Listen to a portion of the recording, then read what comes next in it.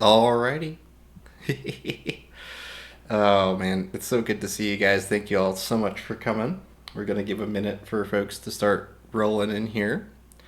Uh, what is it? I wanted to thank Enid, Rock and Roller, Nixie, Fungi Mancer, Tanner, Reveille, Alistair, I Troll for You, Hillgarden.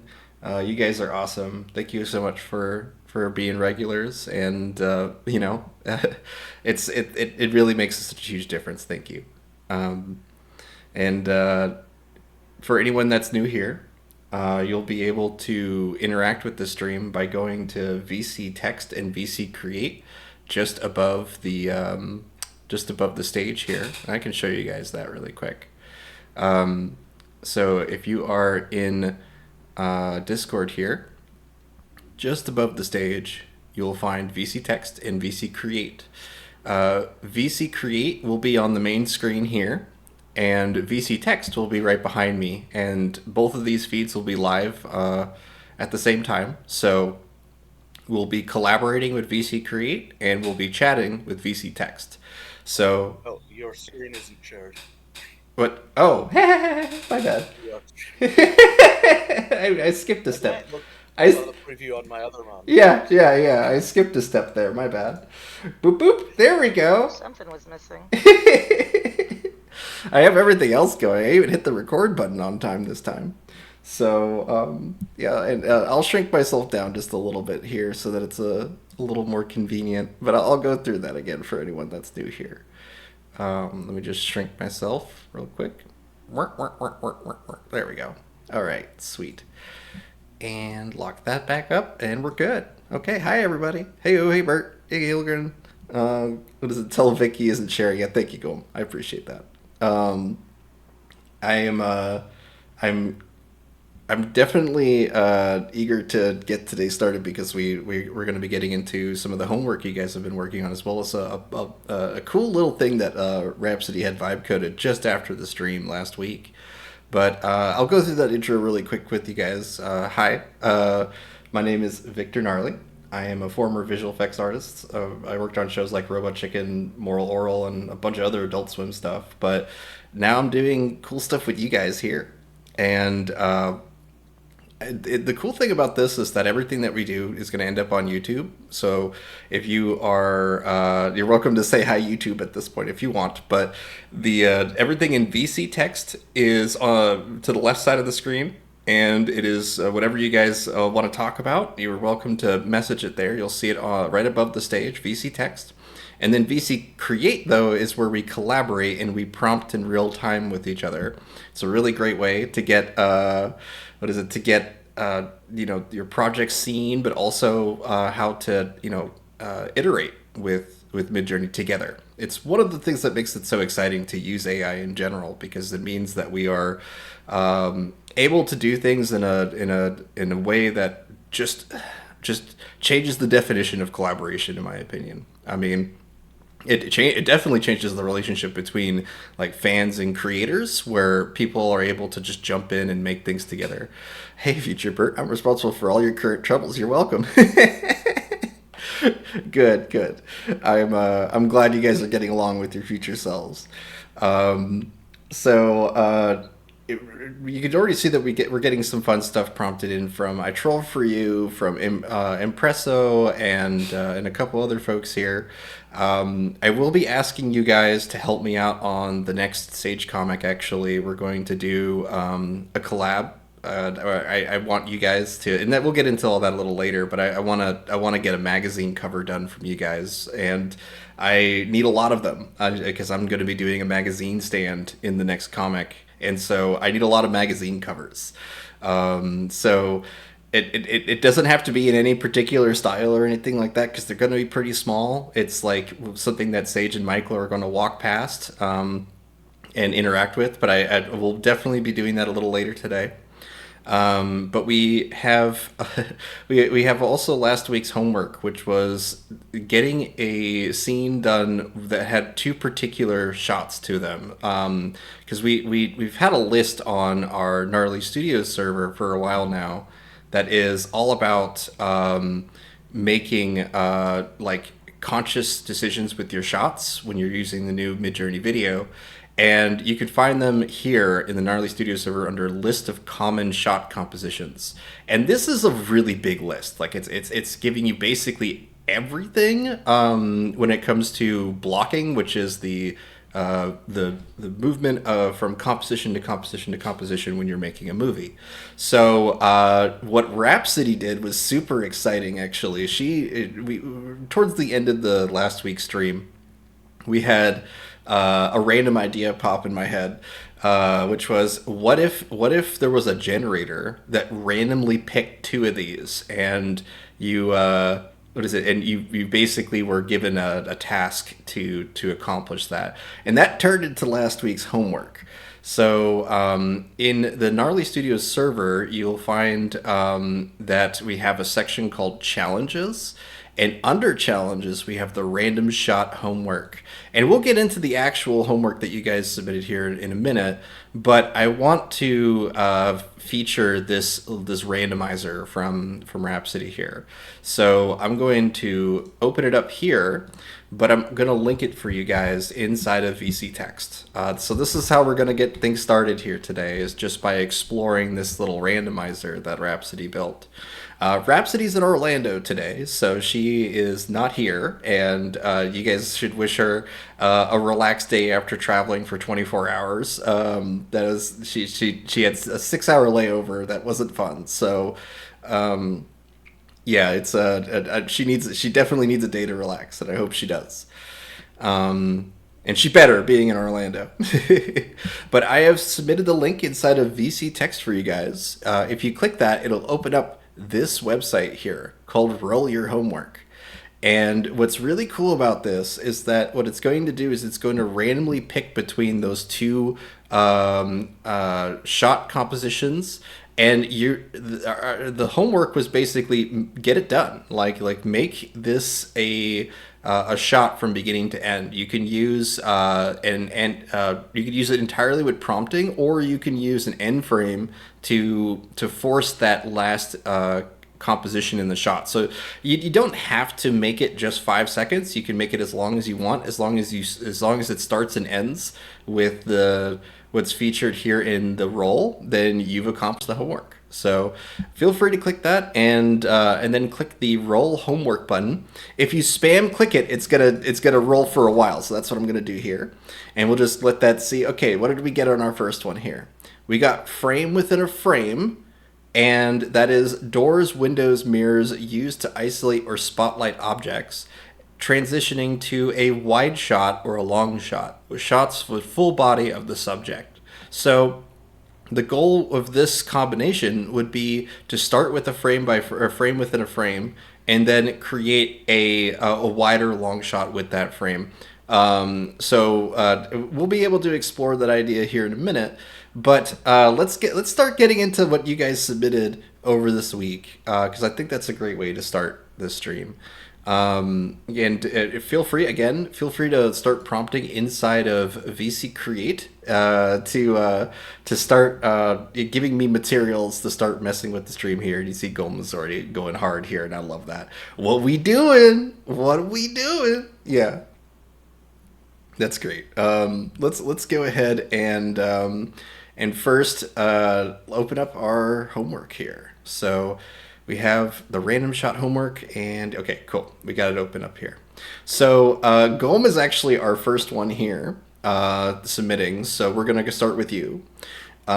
Switching focus. Focus shifts from character to another without moving the camera, and then what is it? Deep focus. Everything is in the frame. Focus on the background, like Citizen Kane. Okay.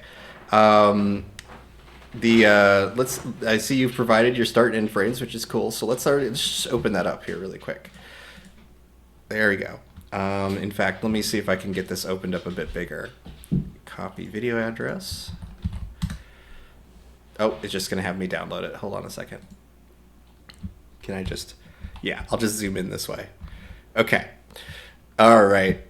This is just awesome. It definitely accomplishes your homework. That is so cool, and I love the movement of these characters. I want to see the full story of this. Like, this is so cool.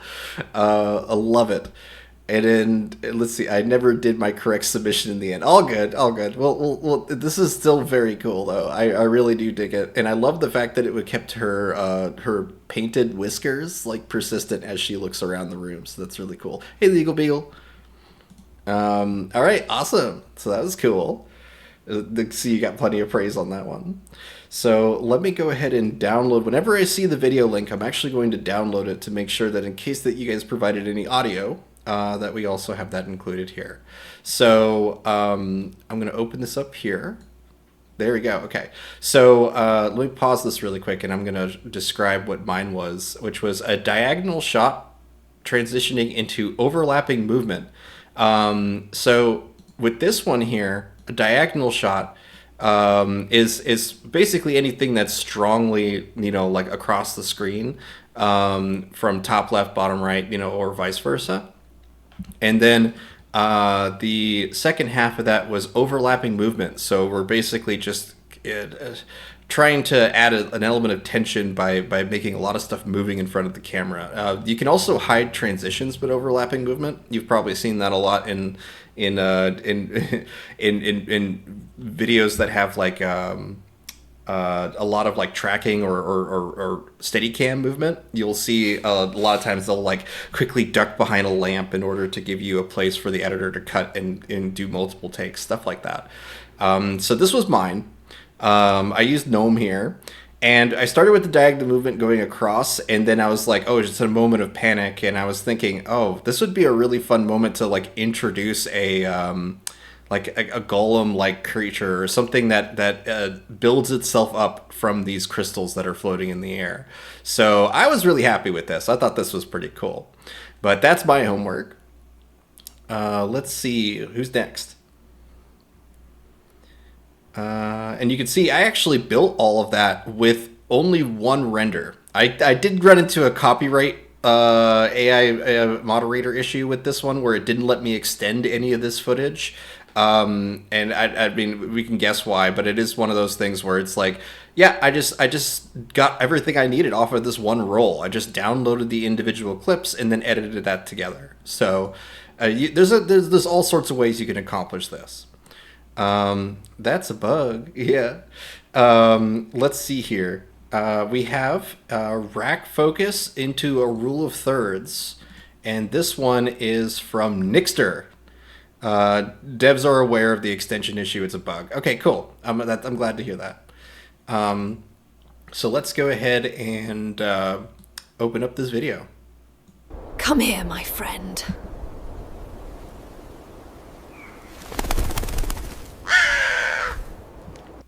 Oh, that's cool. That's cool. Could you guys hear the audio of that? You should have been able to hear it. You feel free to let me know. I heard it. Okay, cool. Yeah, it jump scared you. Finally, my audio works to such an extent that it jump scared you when it started. That's great. One of the issues that I realized was that I needed to make sure all my videos played in Chrome. So last week we had an issue where people couldn't hear audio. And that all was because I was opening up in freaking Windows Movie, whatever. So we're going to play it again, and we're going to look at it. So I'm going to hit first off that this is going to loop, just so that it isn't as startling whenever we keep watching these. But let's watch this. Come here, my friend.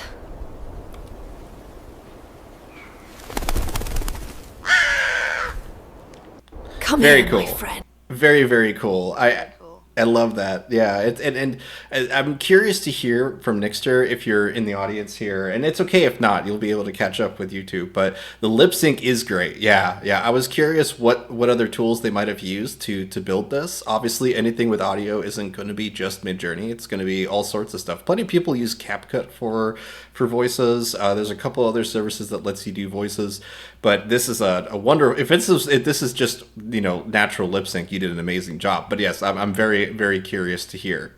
And if not, if you feel free to write this in the homework response too, if you catch this late or you want other people to see it. This is great job, Nixter. Which server were the videos uploaded to? Yeah, it's the Gnarly Studio server. So if you scroll up, you're going to find a link to the Gnarly Studio server right here in VC text. Just click that go to server button and you'll be able to join. And that's where we've been not just submitting things and cataloging what you guys are doing, but it's also our space to collaborate in real time across the whole week. So this is a good opportunity for me to quickly show you guys as well.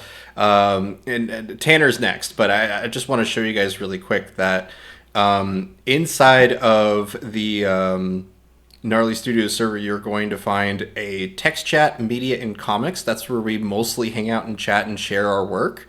But we also have a forums, which is a place to submit like materials, work in progress. Like basically, if you want real-time help on your project, submit to work in progress.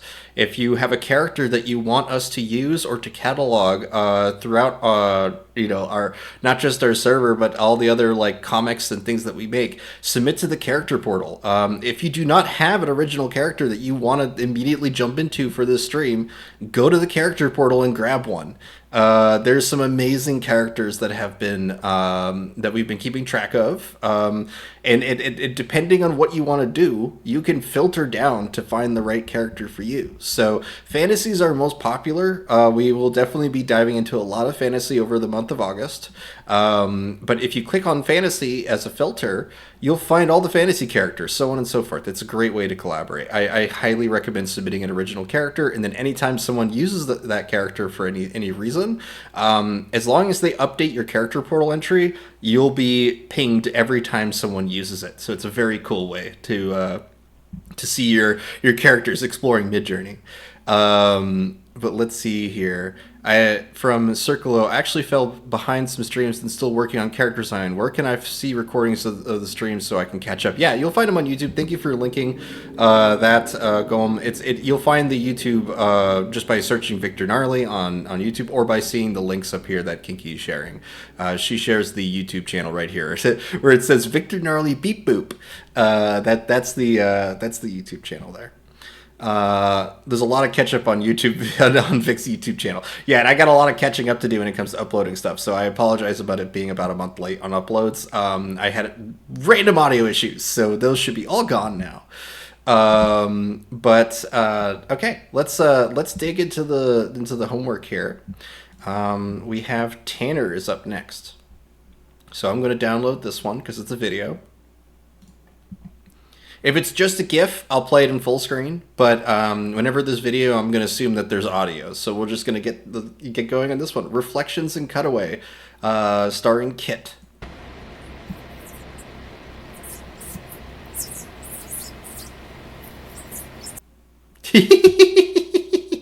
Oh, that's so cute.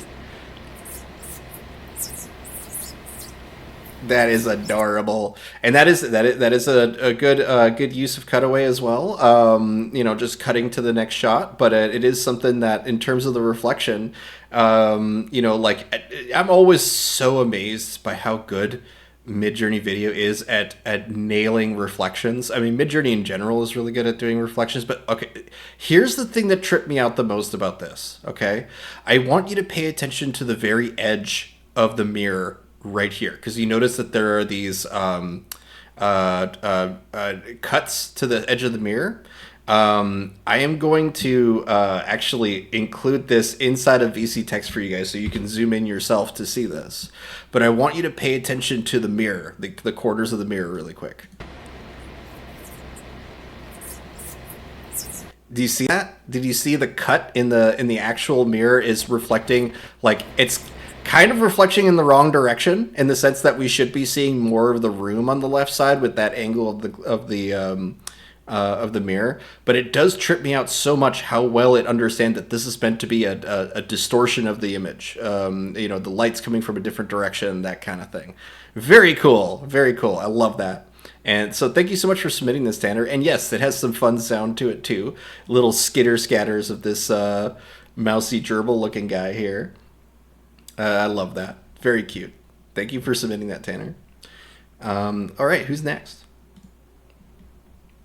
We have Mac. All right, so let's download this one. His was push in or pull out. The camera moves towards and away from the actor while they remain still, and then it's transitioning to triangular blocking. 3-character layout forming a triangle, used in love triangles or power struggles. So let's give this one a download. And here we go.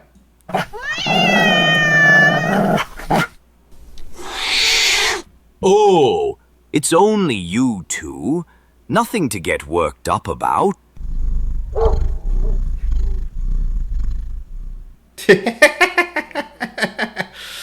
Yeah, that was quite the exciting audio roll as well. I'll make sure to kind of balance this audio just a little bit here because I recognize that kind of peak there.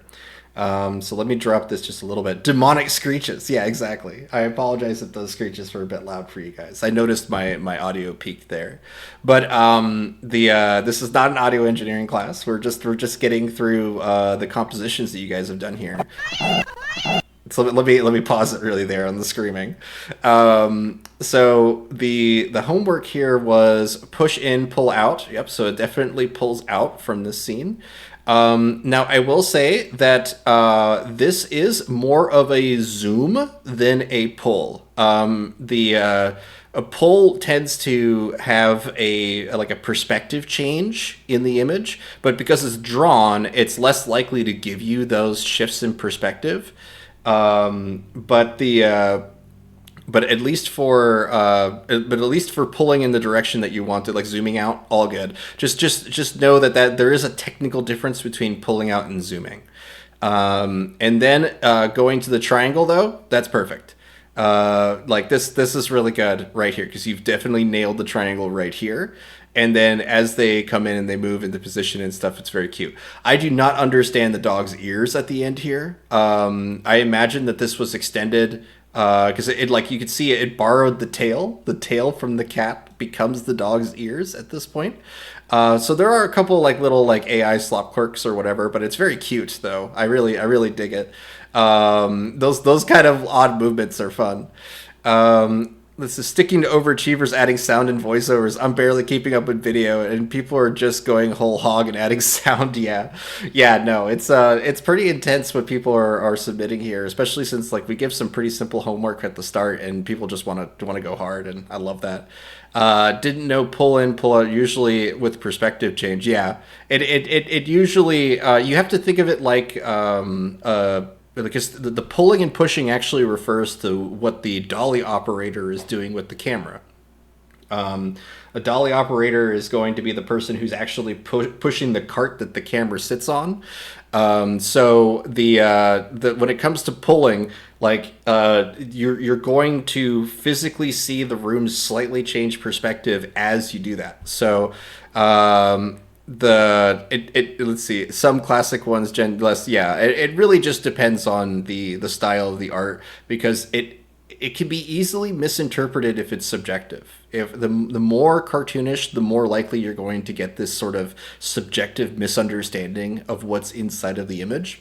If it's realism, like if it's just like realistic rendering, if it kind of looks like it's like has that film grain of video or anything like that, it's far more likely to give you stuff that acts like video, right? I was given a critique about Midjourney Video when it came to animation in particularly, where they were like, it's really great for like knocking out like the puppeted look of like, you know, cleaner tweened animations. But as soon as you start to evoke realism into the imagery at all, it tends to be kind of a mixed bag between whether you're getting a live action shot or you're getting an animated shot. It really depends on how clean your line art is to decide whether or not it's going to animate it as an illustration or animate it as video, you know? And also just getting into the technical definition of, is this even animation? Like animation implies that there is a certain level of intent that's happening there. And we are getting into territory where we don't always have that intent clearly illustrated. Lila says my art style choice for my video was a poor choice as an example. Oh no, we'll figure it out. But yeah, at the end of the day though, let's it is kind of important for us to be able to have an expectation of what Midjourney is going to do. And oftentimes when it comes to anything illustrated, it'll keep it pretty flat as it moves, because that's how most animated stuff is, right? They have a flat a background plate and then a foreground plate, and the character and props and whatnot are usually in between those two. So we're definitely wanting to use more prompts that would evoke a 3D space rather than a cartoon space, if that makes sense. I originally wanted to push into the cat licking his paws and then getting spooked by the dogs, but MJ kept giving me a fifth paw. Yeah, especially when things are out of frame, you're going to see that a lot. You're going to see a lot of introduction of limbs and I'll show you guys some pretty cool stuff you can do taking advantage of that, though. You start using a negative as a positive. That's basically the way I look at it. Alicia said the beauty of art is that there are so many different styles you can use to tell a story. That's what I have learned, so fear not. Yeah, right. Yeah, there's going to be a lot of exploring the styles you guys pick, but also the styles that we're going to kind of like set in stone moving forward, because at least when it comes to the fantasy stuff, we're going to be digging into a lot of what we have prepared over the last year over the month of August. So let's see who's next on homework. All right, we have Rhapsody, and she had extreme close-up going to silhouetting. Okay, so I'm just going to full screen this one here because there's no audio. But this is great, and she even has the text for Roxy showing up in the background there, and this is going to an end frame where you've already provided the end frame as being this silhouetted character, and then the close up of her. This is such a great close up, though. It's very cute, very, very cute. I love that. Thank you for submitting that, Raps. I hope you're doing well in Orlando. We have a 2-shot group shot moving to a high angle from Bert. I actually love this Bert, so let's see what we got here. I already saw this one, but I want to see it. We're gonna watch this here. Oh nope, opening the wrong thing. Hold on.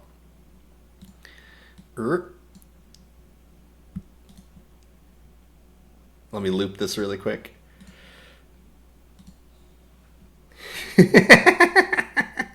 I love how it just goes to these little cutesy poses. Like maybe this is the like they have to unlock a door or whatever, and this is the pose that they did for like the photo scan to unlock it. They're like cute pose, and then the emergency lock opens or something. I don't know. I love the like random little photo shoot moment and then them checking on themselves. It's very, very cute. I do dig it. But you could see the effect of realism. The idea was security footage before they break in and start shooting. That's cute. It could be a Fifth Element spin-off shot. Yeah, right? Yeah, for sure. I love Fifth Element. It's very cool. Thank you for submitting this, Bert. So let's see. We have from Lolo Soon here. Isn't there a longer version of this one? I think there is. Let me just make sure. Here it is. Okay, cool.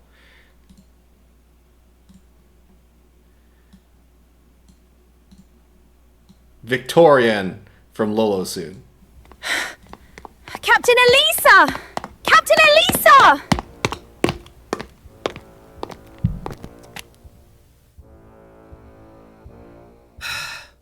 What are you doing here, Mouse? Well, I was looking for you. I got your news. I follow the tracks, as you asked me to. I think I found the cultists' hideout. How can you be so sure about it? Well, I've listened to the cave trapdoor for a while. All I heard was dark gibberish and weird psalms. Did you see them? Recognize their faces? Nope. Sorry. I didn't dare approach them. That's okay, Mouse. You did well. If the kid is correct, we're in trouble. Deep trouble. Attention! Everyone get ready! We're going to war! All right, wowza, and wowza indeed. That was so much for 1 week's worth of homework. My God, that is awesome, Lolo. Yeah, it's. I mean, honestly, guys, like this is where we're going. Like Lolo is definitely touching the future of what we're gonna be able to do, and he's doing it right now. I mean, that's so freaking cool that you've taken this and just gone hard with it all the way. I'm gonna play it with mute this time, just so that we can kind of go through the shot technically here. And also your homework was over the shoulder to close up, and so you could see they included this one shot as the over the shoulder to close up. That nailed the homework, and then you overachieved the rest of it from there. That's very cool. So just to kind of go through some of this video, I love that wobble zoom, by the way. I'm very curious the order of your prompts when you had put this together. There's a couple of parts where I feel like it could be like tightened up with timing, right? But nothing crazy. I mean, this is really good. And I know that you're working with limitations of lip syncing with this. It's very hard to get this to lip sync like perfectly, but it is something that I'm really impressed with the world building that you've done with this video. Honestly, like it feels like an actual story from beginning to end. It's very cool. And this little dance with the cultists, yes, very fun. I'm curious to see more of this moving forward. Very cool. There is a couple things I want to point out with this though. You see like how the camera slowly moves in, and then it starts to wobble here as you transition to the extension, right? This is something that's pretty hard to nail with any AI video model, because it wants to move, it wants to change things around. So it's something that just prompting for it is tough. A beginning to end clip using the same shot can sometimes help this, but what I find to be even more effective for keeping the camera as still as possible when you want something to just animate and have the camera be locked into position is not to write anything revolving the camera. In fact, it's better to evoke some sort of medium where the camera doesn't move very much, right? Like if you, for example, if we did the opposite direction, if you want the movement to be quite heavy, you can say that this is like a documentary or some other like live action like medium that evokes movement. But if you want to not have as much movement, you can say that this is an animated film, or that this is like I would even say that like prompts like graphic novel would help, because like it helps like kind of set the frame as being this more static thing. But what I've been doing lately to kind of help me fix this is actually to put the image inside of a frame of some sort. That helps me be able to say, hey, I don't actually want everything to move. Basically saying if you've allowed the image to bleed all the way to the edges, you are more often going to get these sort of like slow zooms and pinching movements and stuff like that. But if you set it within a white box frame, you're far more likely to get a more static shot. And I don't really know why that is exactly, but it's a pattern that I've noticed whenever I'm doing this stuff. Can you fix it with digital stabilization like in Premiere and CapCut? Oh yeah, absolutely. In fact, I'll just show you guys this really quick here. Before looping existed, I actually did a stabilization shot here to make this rainy background in my little fog house here loop like this without shifting very much in perspective. There's a very subtle amount of movement that happens with the camera that I couldn't completely remove, but warp stabilization does a very good job at fixing this exact thing. So if you do have a shot that you really like, we could use warp stabilization on it to kind of see if we can avoid it. Maybe there's a thing in Canva, but so I couldn't find it in the free version. Yeah, this is one of those things that tends to be in more Premiere stuff. But yeah, we'll see what we get here. If you do have the original shot, Lolo, like not within this video, but just like the original shot of this, do you mind linking the actual video itself inside of either VC Create or VC Text? I'll run a warp stabilization on it so you guys can see what that looks like. But okay, let's move on to the next one. Great job, Lolo. Okay, we have Alara here, going from a point of view to a triangular blocking. Point of view, by the way, is a fantastic prompt in order to get things to at least behave in the sense that of especially with smaller objects or like say like you want to have the camera act as like the perspective of like a mug that's being picked up for a cup of coffee, and you're just seeing the hand come towards the mug and pick it up. You could say the POV of something, and it will basically have better understanding of what you mean and what sense of scale there is. Any excuse to open After Effects? Oh yeah, absolutely, any day. We will. Actually, we normally have Rhapsody here to help us with like Vegas and other freeware versions of what we do, but most of my stuff tends to be Adobe. So we'll see. Let's see here. Okay, so we have Alara. Let's download their video here and give it a listen.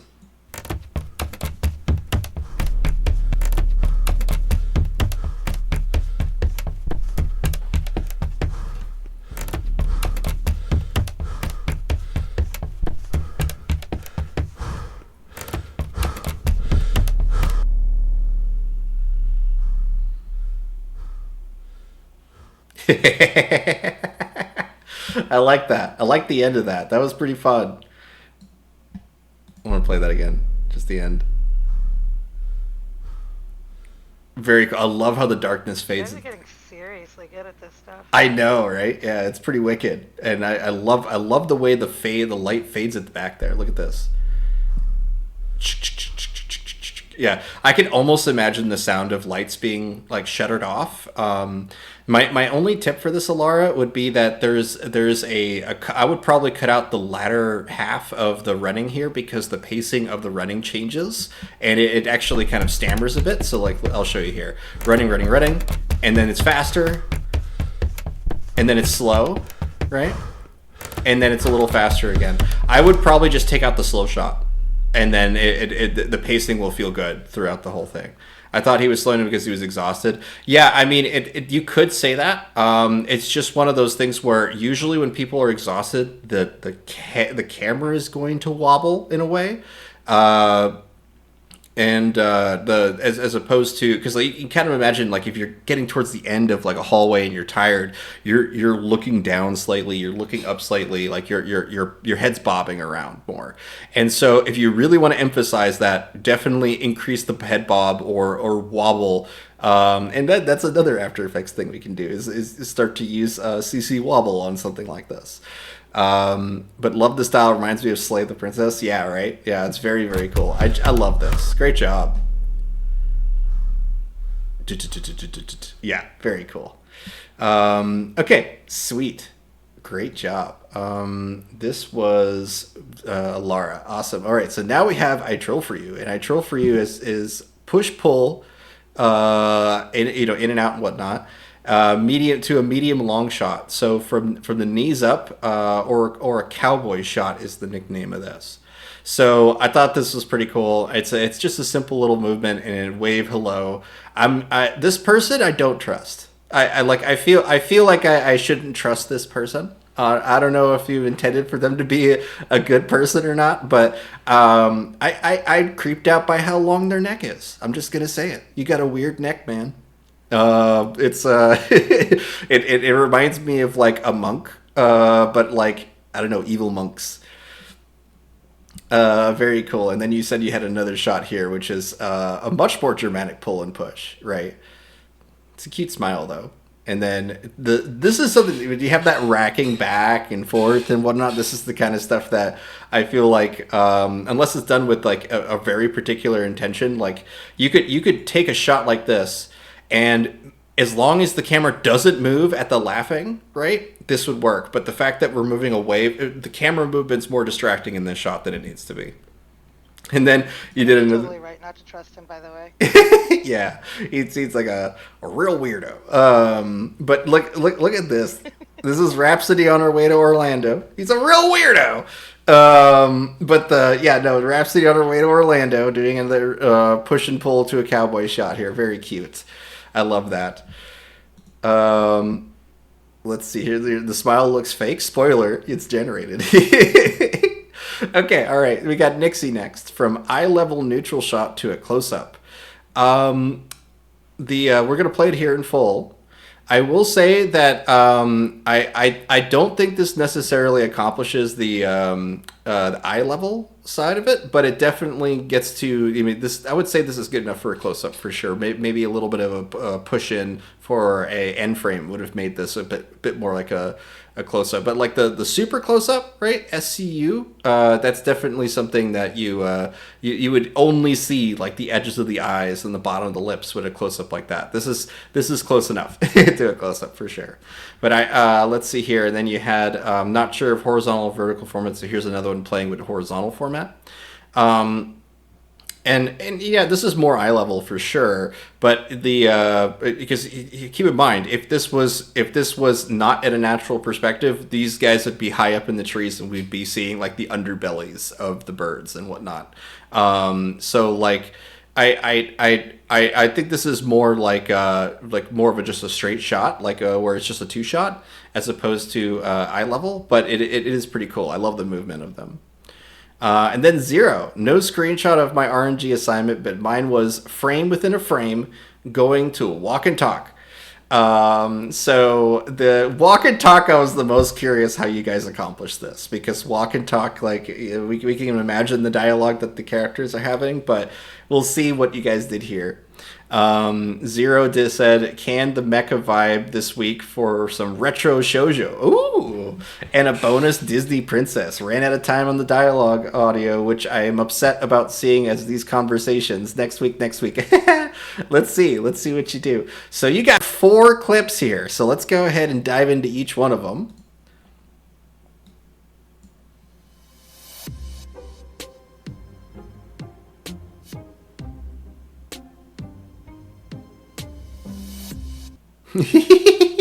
That's cute. And just to remind myself really quick, frame within a frame, then a walk and talk. Yeah. So I love the vibe for sure.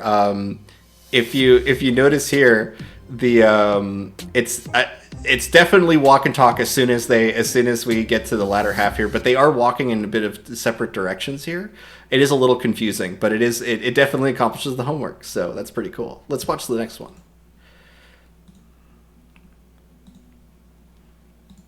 Oops.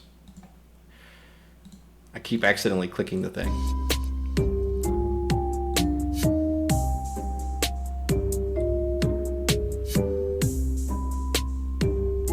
You did it. You did a walk and talk there. That's very cool.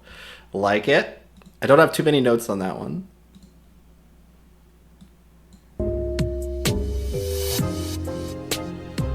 It's time to go. The council will be voting shortly. We shouldn't be here when they have decided.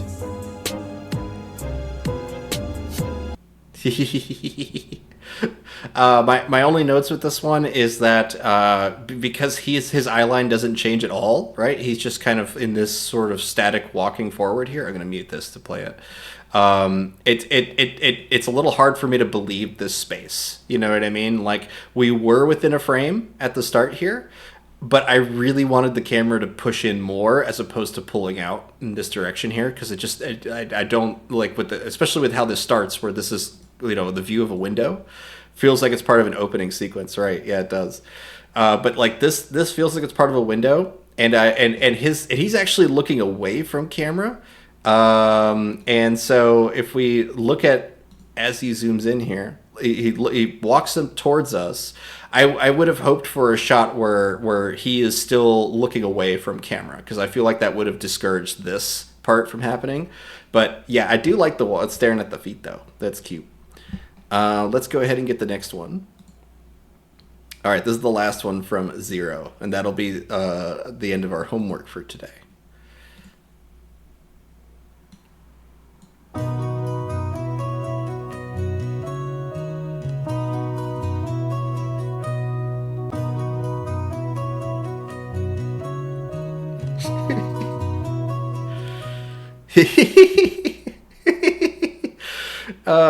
Let's see here. I'm gonna play this one more time. I do really like this framing. It is quite common for Midjourney characters to kind of flip, like you see here that the perspective flips 180 degrees on the character, but they don't actually move. It just backs and fronts become fronts to backs, right? But in terms of the actual, you know, transition into the shot, like I would have probably cut to a different shot and then moved back into this movement of, you know, going from frame to frame to here. Like this is definitely a cute walk and talk though. I like it. GIF or GIF? It's GIF. It's GIF. I don't care. It's GIF. All right. Okay. Well, great work, Zero. I think this is really fun. If I have any tips for you at all, it would be just trying to make more like static or believable spaces, particularly. That will help a lot for some of these shots, just because I did feel like it's that at least some of the transitions, like you might need a panel in between to kind of make sure that you can lock in that space. If you call it GIF, you'll just go ask Jode for help. Yeah. It's GIF. Okay. Alrighty. So we've gone through the homework for you guys. I would love to see you guys keep submitting new shots, new scenes here, and we have so much stuff to dig through with VC Create when it comes to the magazine covers. But like, let me just one more time plug the homework bot from Rhapsody here, because I do want you guys to keep messing with it. I want to figure out ways to improve this kind of thing too. I feel like we could you know, create more of these random shot homework stuff, and it also helps us be able to more readily give you the things to do. So I linked it inside of VC Text. Feel free to keep messing with the randomizer. For anyone that's new here that joined a little later, if you click the link inside of VC Text, you're going to see this. And this is going to let you roll between two random shot compositions to pick your blocking for your scene. So if you spam this a little bit and you hit roll, you're going to see that now our first shot is a tracking/following shot, which is a camera follows the camera movement or the character movement, and transitioning to a high angle. Camera looks down, makes subject small or weak. That would be your goal. It really just helps give you a constraint, because anytime you're working with any kind of visual medium, especially storytelling, entertainment, that kind of thing, having constraints actually makes it way easier. I started off as a black ink artist. I worked exclusively with Micron pens on canvas. Sorry, not canvas, on drawing paper. And because I stayed with that medium so strictly for years, it's become my dog is sneezing. You okay? Okay, he's done. But it is one of those things that I really do appreciate the constraint of medium, because it lets you get better at it, rather than just kind of like mixing up shots mixing up styles all the time. Let's see. A fun fact, did one combo today. Let's see what you did here, Lolo. That's fun. That is a neat drop. Anytime you can like nail that movement, that starting movement, that looks really cool. I think you did a great job. Yeah, I'm struggling. This is from Noob Lady.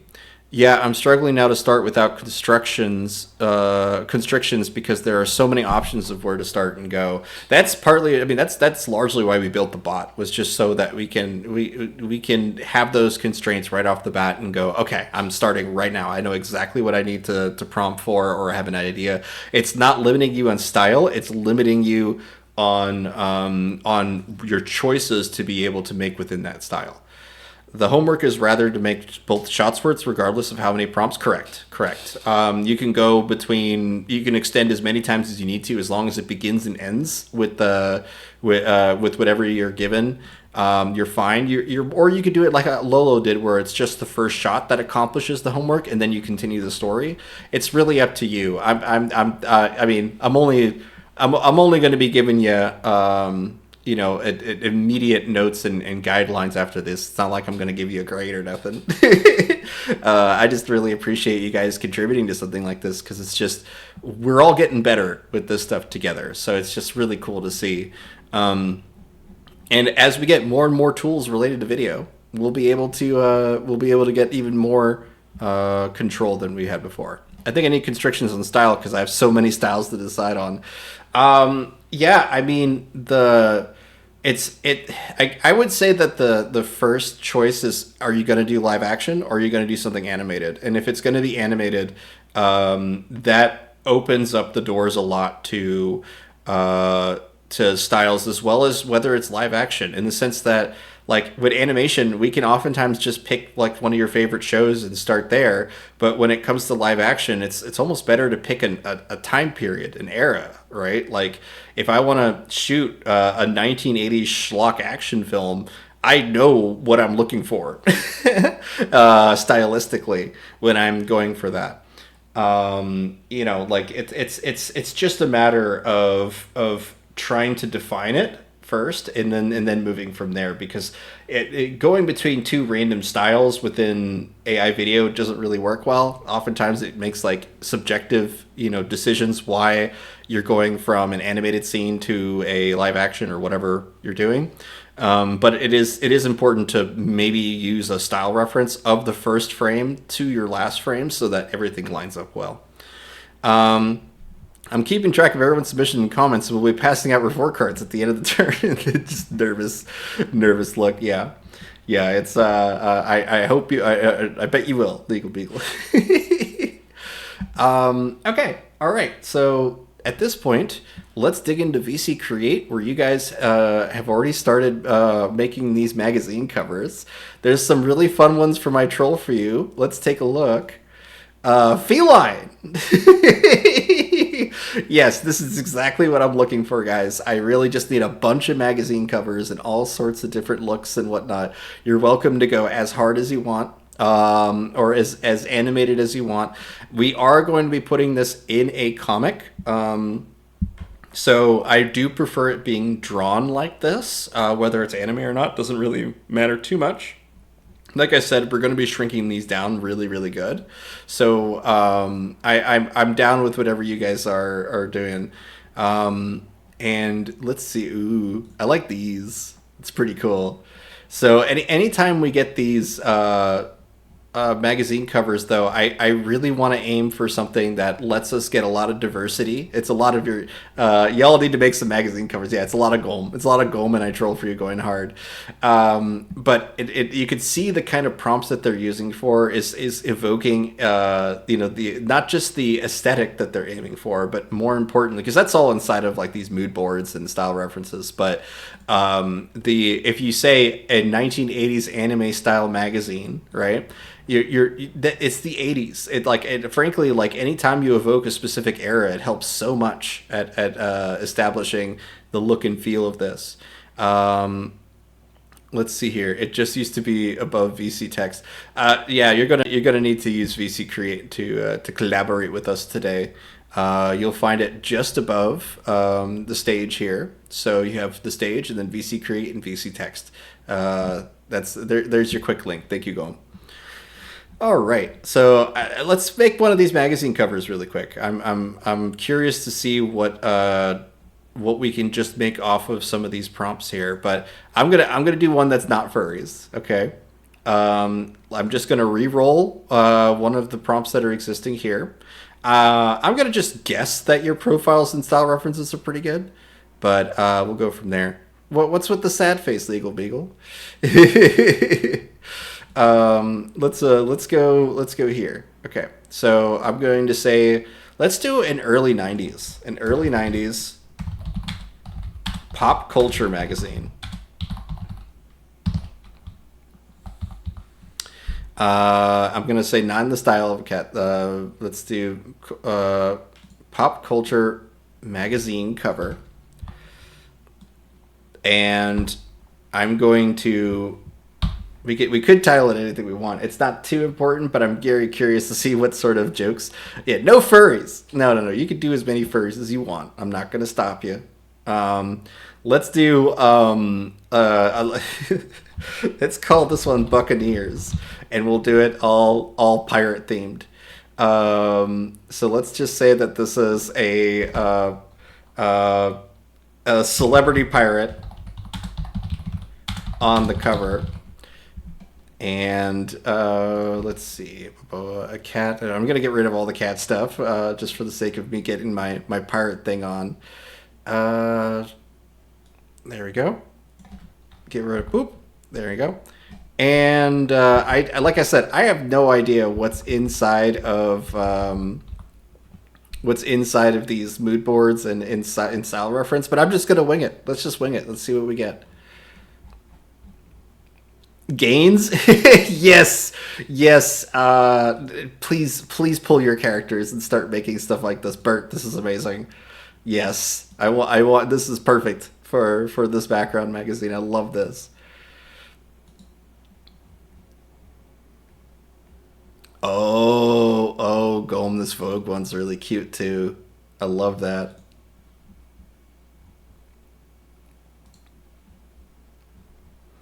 There's your feline one with the Alara's character. That's awesome.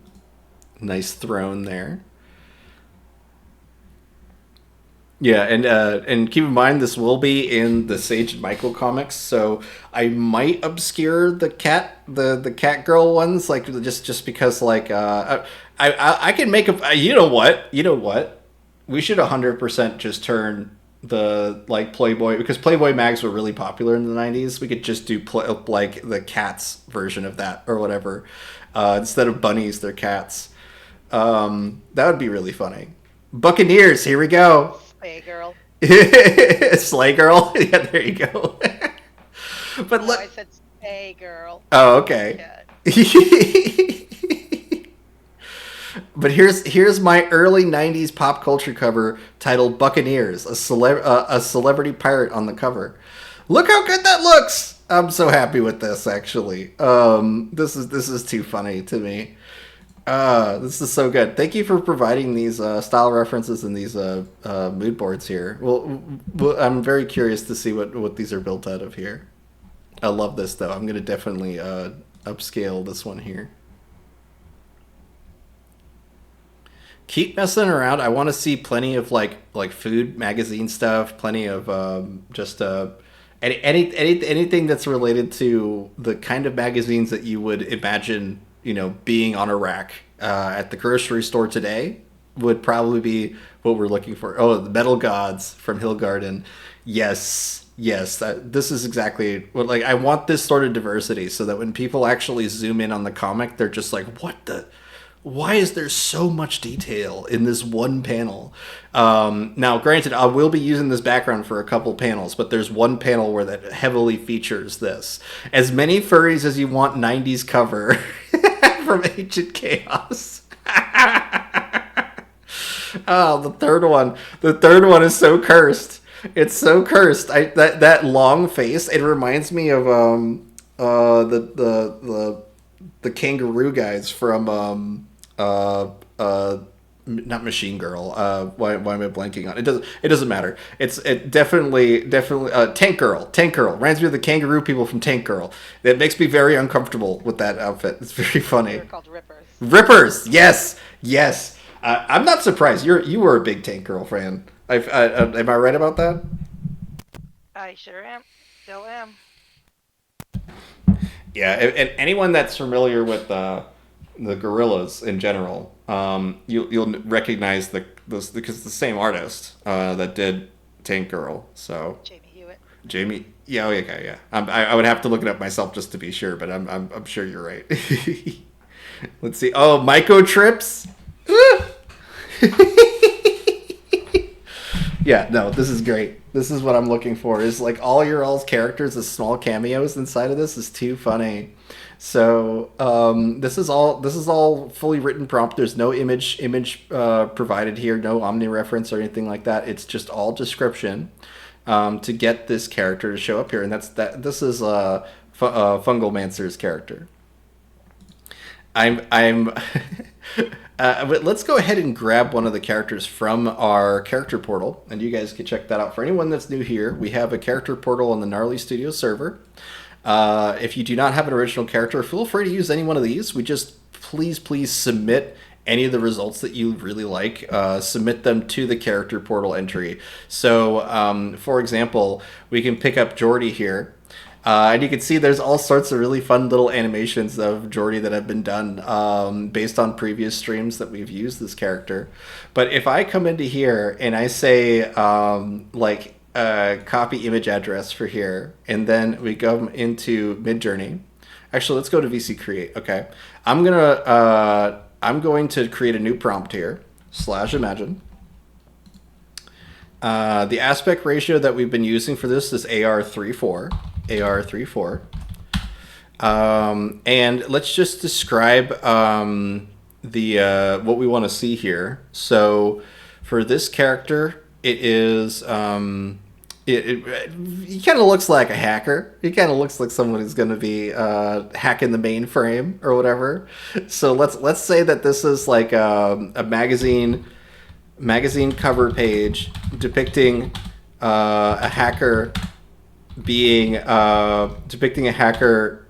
hacking the mainframe. Oh, hey Rhapsody. In the chat. Oh my God, hi. Good to see you. I hope you're enjoying Orlando. Let's see. All right, I'm going to finish this. So we have this hacking the mainframe, blah, blah, blah. Now I'm going to write --oref and then paste the link to the image there. We'll work off a default value for the oref at first, but we can maybe make some changes to get some variation on this. But let's go for a magazine cover depicting a hacker hacking the mainframe. Just simple redundancy. Let's go ahead and submit that.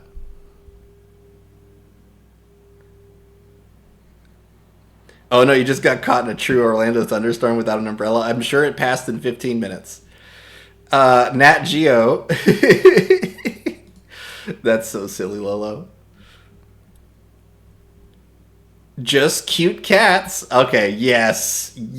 Oh, I love this. Oh my God. The second one just makes me laugh. Just cats, and it's boys. Let's see here.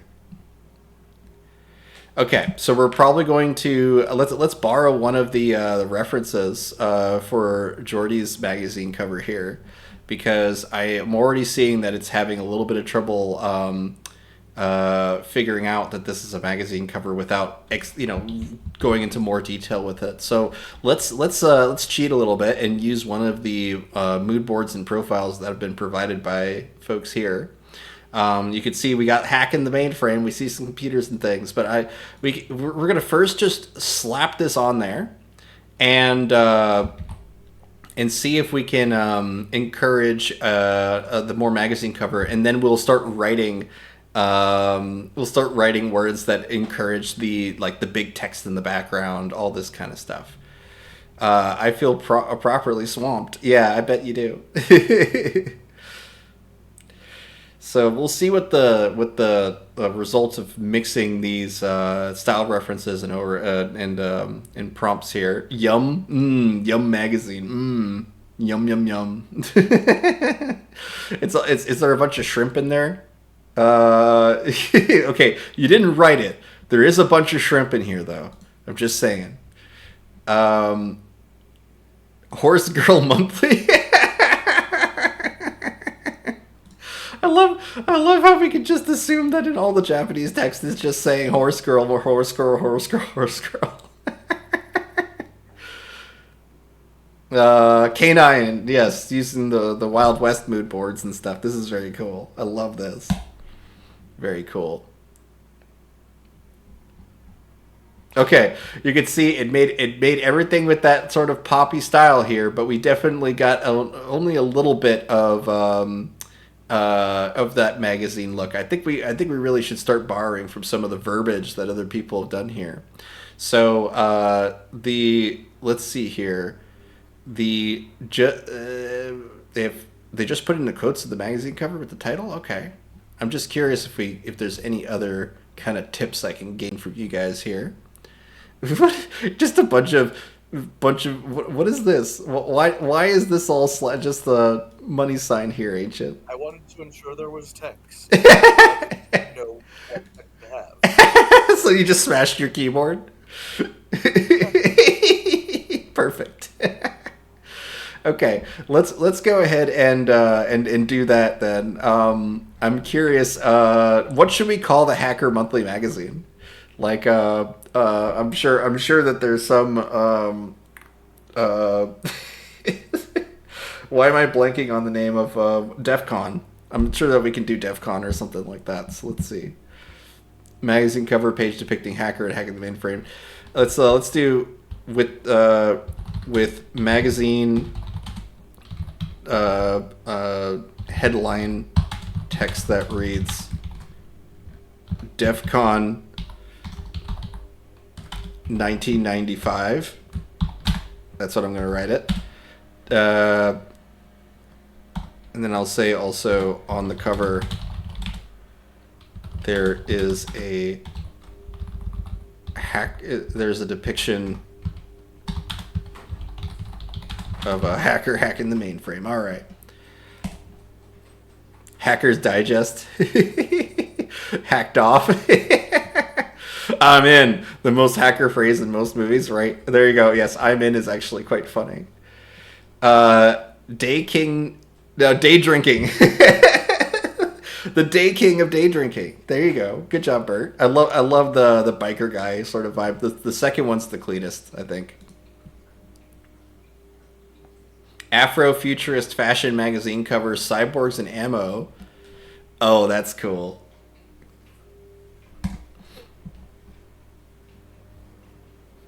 And then bonked. Good. Is that Snoopy's? I see Lolo's using some Snoopy there. That's funny. Let's see what I got. And I'll catch back up with you guys here in a minute. Okay, here we go. DEF CON magazine. Yep, this is awesome. 1995. I mean, it's a little more loud than I would say that the magazine covers would have been. It would have been a little more legible, but for let's try this. Let's try getting rid of a couple of these parameters here, because I have a feeling that we're getting a little more anime inspired just from that. So let's go ahead and first get rid of the profiles here. What is this? Doggone, the Japanese magazine cover. Oh my god.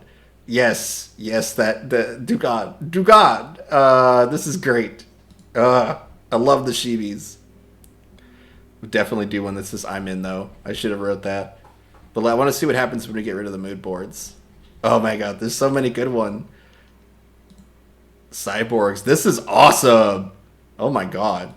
Like, I wonder what happens if I say pan to the right and then say, instead of magazine cover, right? We say that this is the back of it as well. In fact, I should have done to the left. Hold on. To the left. And then Afro Magazine back cover.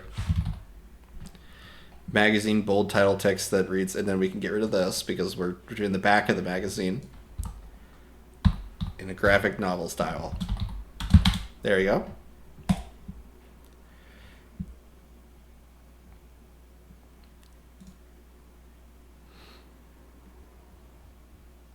Cyborgs and ammo, that's awesome. I'm going to be pulling so many of these for the next Sage comic. Yeah, this is without the style reference, so you can see there's a lot less frayed or broken text because we're not using it. But it is moving farther away from the character too. So I do like this though. I would say that 1955, DEF CON 1955. I do like the originals more, but let's try to get the text I'm in there, and check out whatever you guys are doing. So let's see, get this in here, and then say DEF CON 95, and then add the text with a magazine headline title that reads I'm in, then text that reads DEF CON 95 at the bottom of the cover page. Yeah, okay, that works. In order to get us a little more likeness with the character, let's go ahead and do what is called an omniweight, or OW. And that is going to let us adjust how much influence the actual Omni reference has, which is our character. So I'm going to go from 100 to 225 to see how much closer we can get to making it look like Jordy. MJTV. If you guys have not checked out Midjourney TV yet, it was announced on Wednesday. But if we go to midjourney.tv, you will now be able to watch video results. And this is live. Like, this is in the sense that you're always going to get new clips. You're always going to, it's just amazing. Amazing that we get this inspirational fuel that is from the community at large here. There were a couple of questions that I got related to how it picks the videos, to feature here.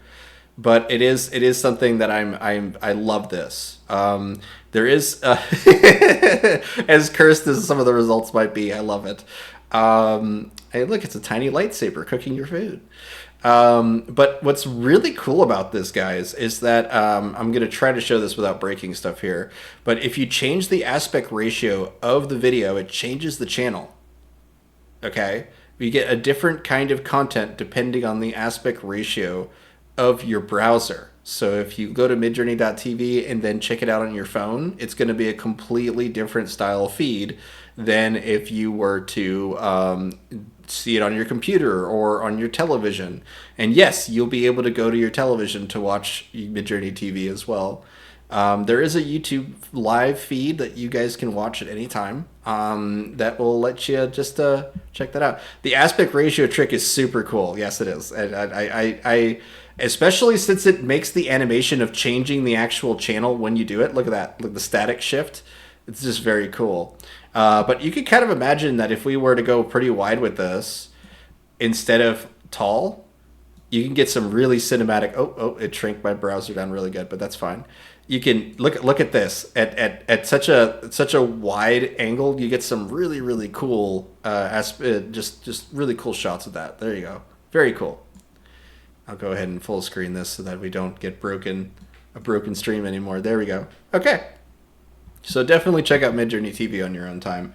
I don't really know if there's an answer for this, Ancient, in terms of like how it picks the videos for this. Like, is it just the stuff that shows up on the Explorer page, or I'm just curious. Yeah. Okay. Very cool. So based on like your likes. Beyond that, but Yeah. No, I understand, but very, very cool though. only things that are publicly viewable in the Explore page. Very cool. Very cool. Love it. Okay. All right. Let's get back to VC Create here. Let's see. A bat flying in a woman's mouth in a cave. Oh, no. Oh, no. No, you shouldn't want that. The third result is that, though. You definitely nailed it for there. What you can do if you wanted to make this creepy video a real thing, you could just in-paint out the bat in the mouth here and then remove the bat in the second and then use that as a start and end frame. I don't know why you would want to do that, but there you go. That's how you gobble a bat. Let's see here. This hack in the mainframe. We got Buy More Babies. 90s Economic Magazine features several smush play. Buy more babies. I love this. Okay. This is the right level of weird that I'm aiming for. 100%. Who made this? Ancient. Thank you. Of course you did. Okay, so here's the back covers of these magazines here. And you could see that we didn't really get a full back cover because we're just using Pan for this. If we use the website, we'll probably be able to get a one-to-one back on this. But it is cool to be able to do extensions this way. All right, let's see here. Yeah, we got some abstract magazine covers here. Whoa, the text popping out of the character like that's pretty cool, though. Like, I could definitely see that working as like a modern art piece more than a magazine, but it's very cool. And then Buy More Babies. Okay. Let's see. What's with the bats going in a woman's mouth? What are you trying to accomplish here? Anna ATG. I just want to know, what are you trying to accomplish here? Good old day drinking. All right. So this is from Lolo trying to do the hacker. That's cool. Yeah, I love the more retro PC stuff that I'm seeing here. Um, let's see here. They aren't watching the stream. I guess we'll never know. Thanks for checking on that. Metal Gods. Awesome. Yes. I love that you're featuring this character, Hilgard, this another character from the character portal. Very cool. Yes, we have the shrimp hype with the shrimp lady. Oh my god, you have the shrimp lady. Oh my god. This is great. For those that are unfamiliar, I'm going to go to my website here, Gnarly Comics. I haven't talked about this yet, so this is my chance to plug my comics here. Inside of Tumbling Up, you're going to find all sorts of original comics that I've made.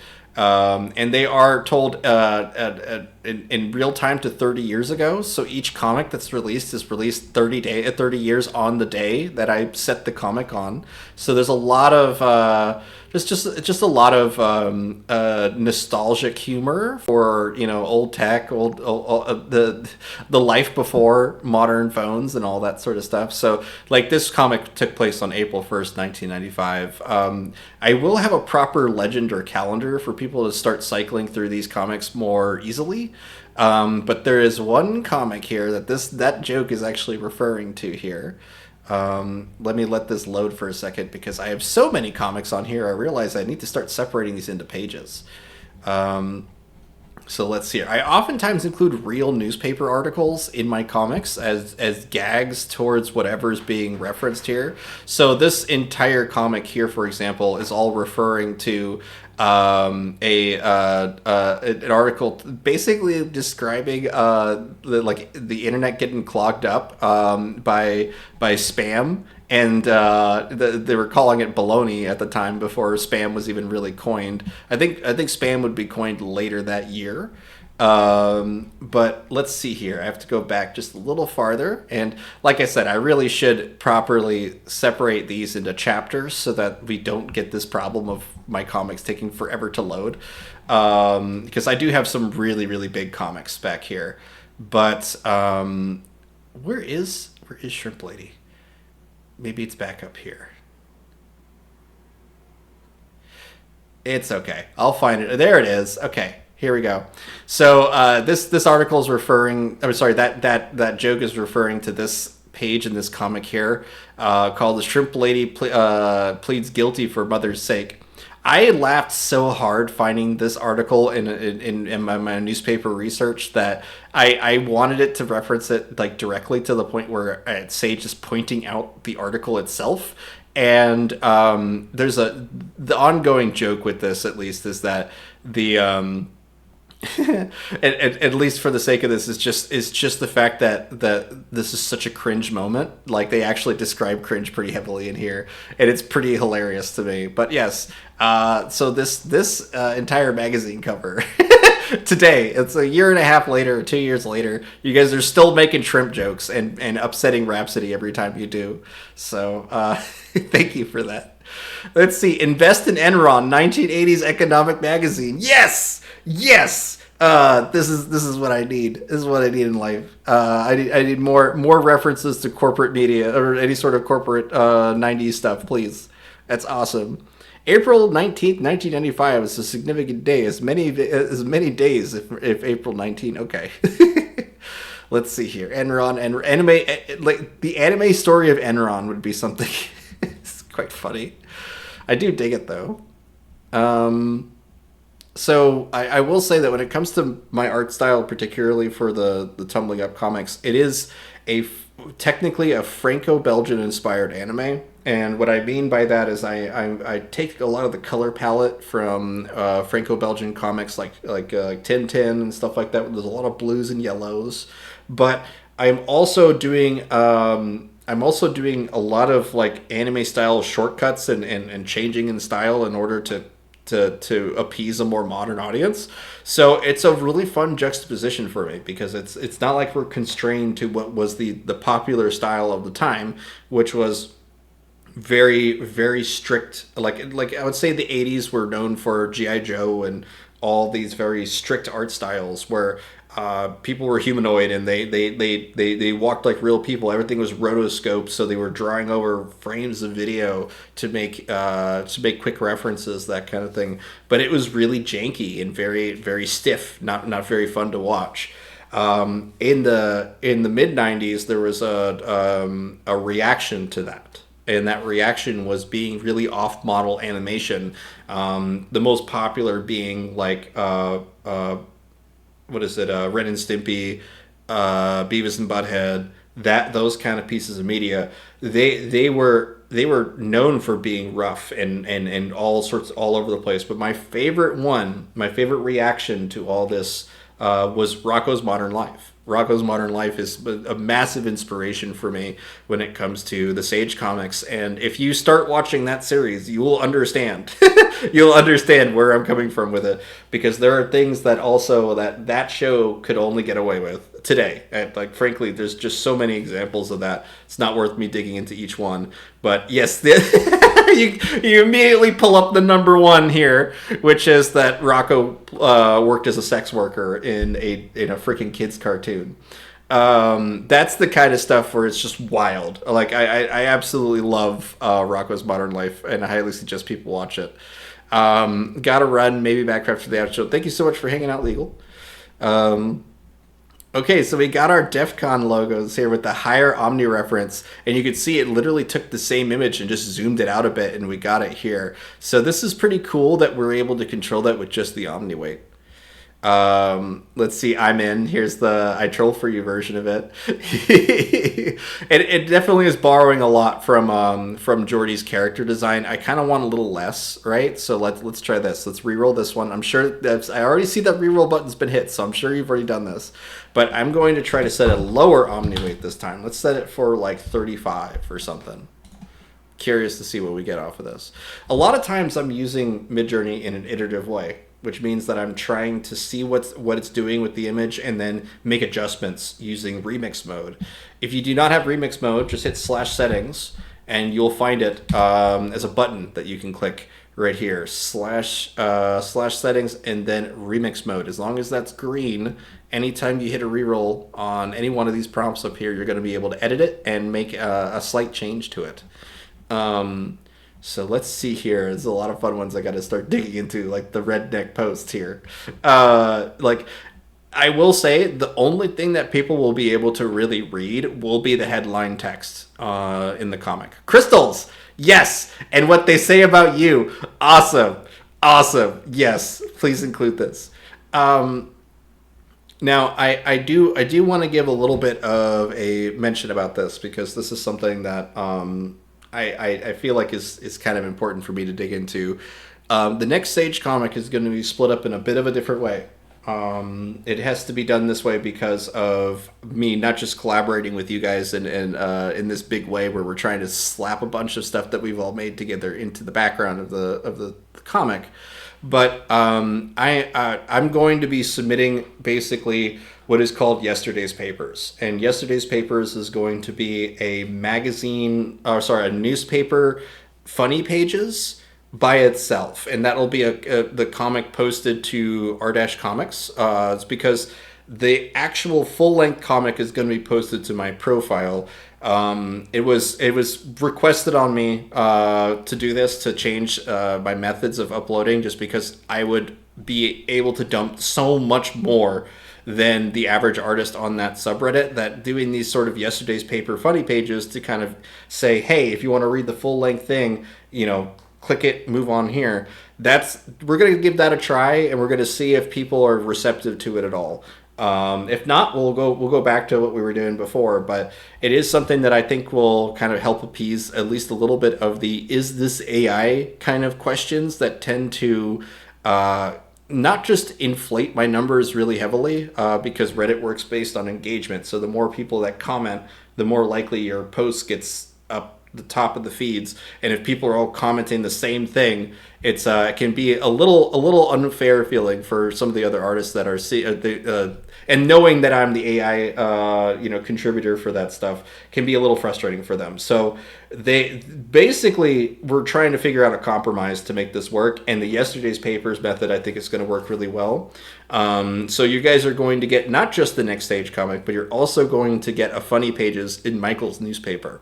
That is going to be drawn by a couple of my friends, as well as myself. So yeah, should be a lot of fun. Basically, you get a drawn introduction into our big magazine collab that we're going to be doing. So let's check out some of the other stuff that you guys have done here, and then we'll probably move on to start collaborating on another project here, because we've already done a lot of cool stuff with these magazines. All the little Japanese mags, like especially with all like the Asian letters in it, Asian.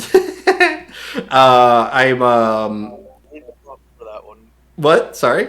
That it did that one oddly because of how I censored it.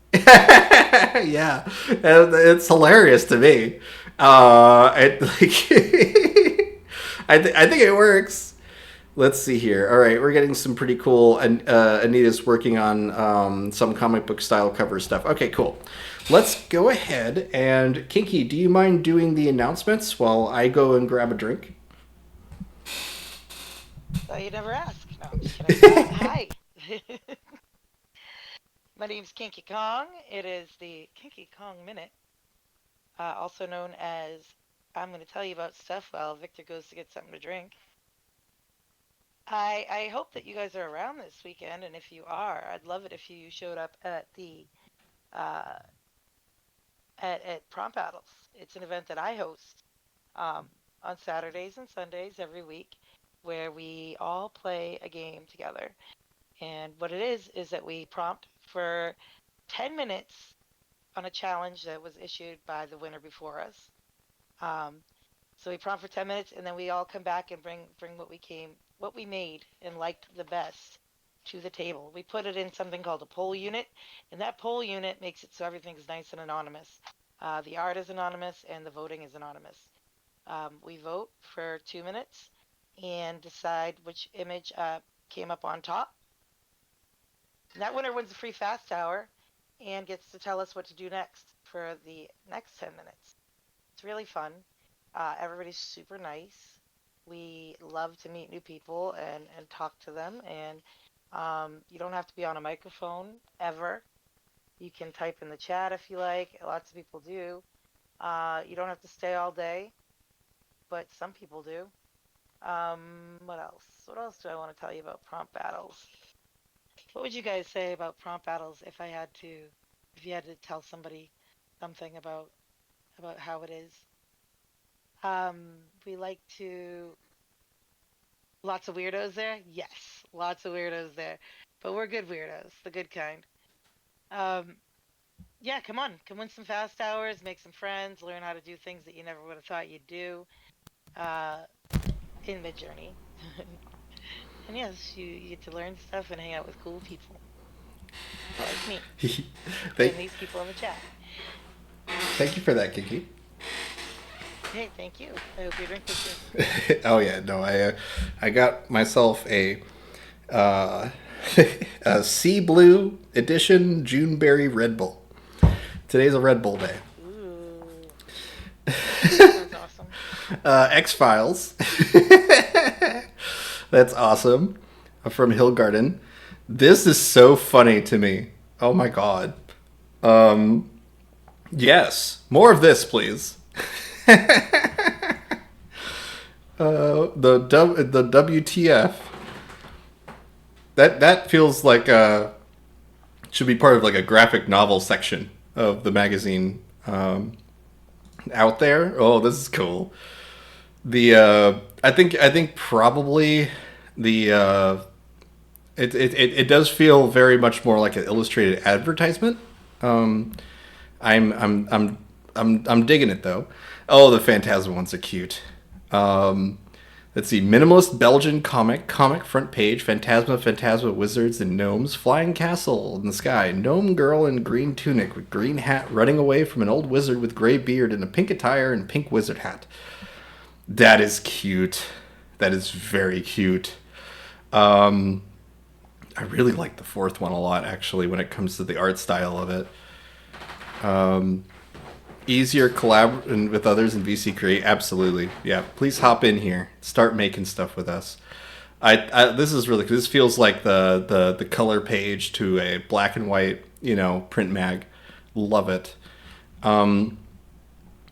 Let's see, some of the stuff you guys are doing here is just awesome. Get Choppa. Yes, love that.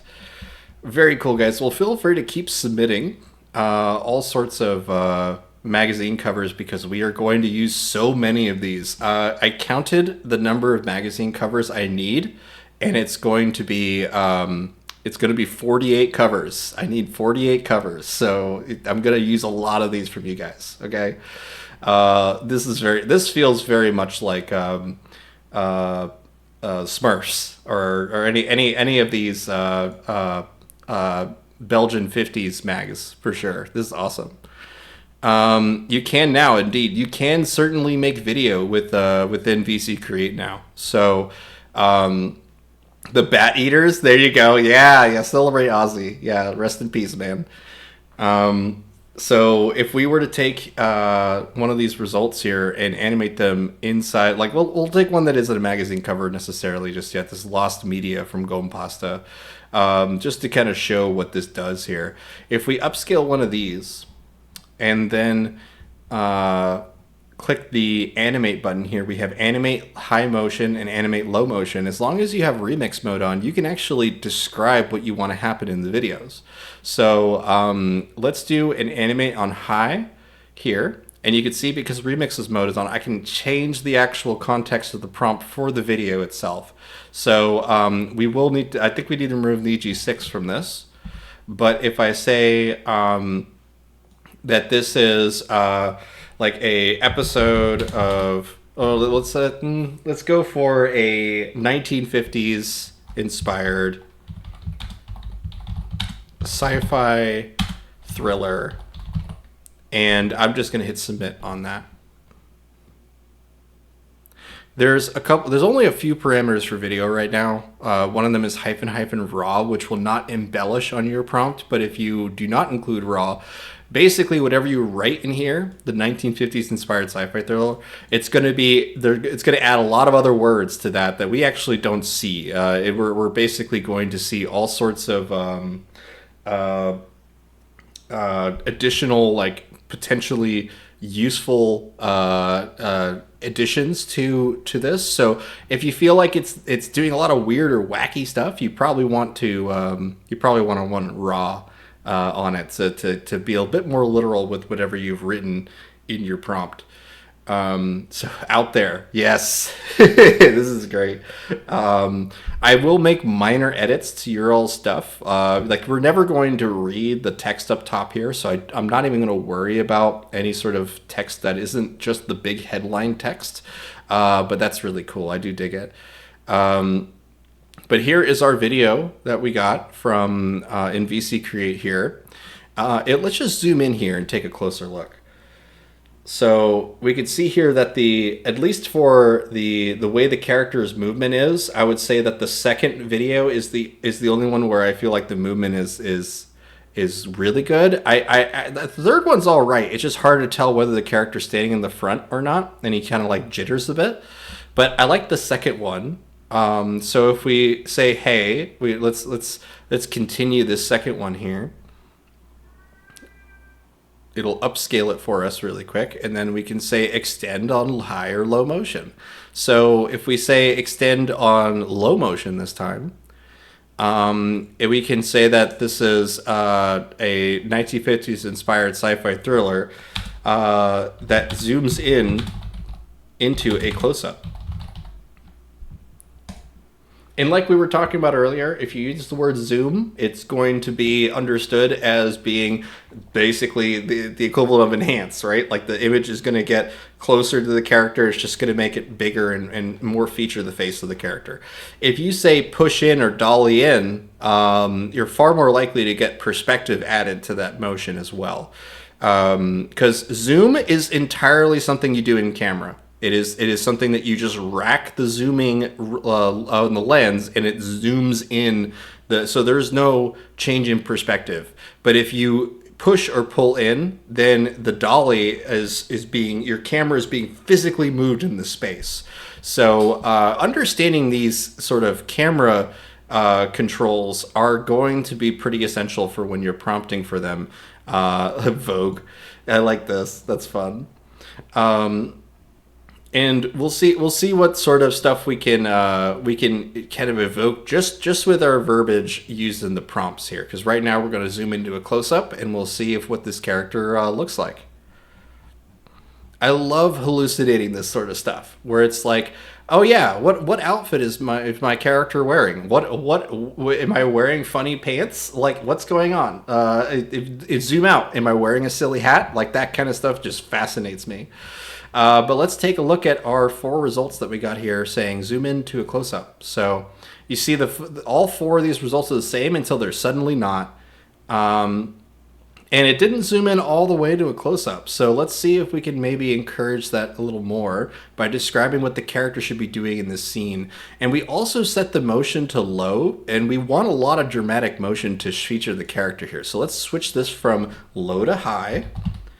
And then let's also say that that the character should turn towards camera. That features a character turning towards camera, towards us. This is something I focused on last week, which is if you reference more towards like you as a person as opposed to you as a camera, like you're far more likely to get results you're probably aiming for. Because if you start to say, punches the camera, picks up the camera, they tend to physically pick up a camera in the shot. So you get a camera when you're actually talking about your POV.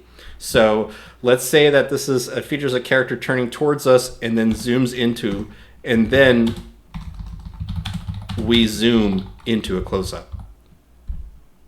That should be a lot better. Quick shout out to everyone who has joined the stream here. There's a lot of regulars here. Thank you all so much. I'm just loving the fact that we have so many people here that are just dedicated to making stuff with us, and it's just so much fun to do this as a group here. We're gonna let this load. A Windows 95 magazine feature. Okay, I will say this. I Troll For You just kind of hit a little bit of a hint for you guys of what the next comic is going to be about. Okay, that's all I'll say to that.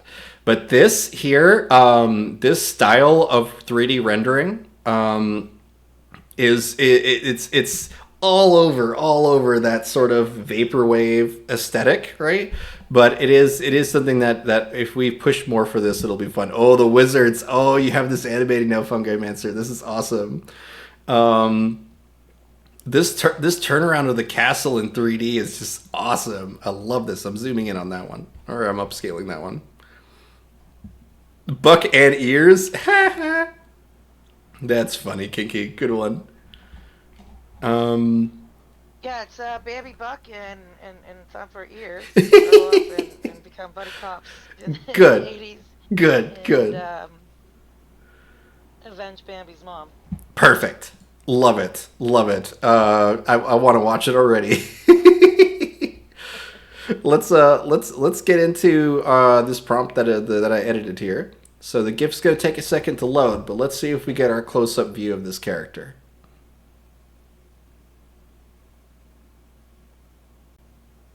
Oh yeah, we did. Okay, let's take the first one here.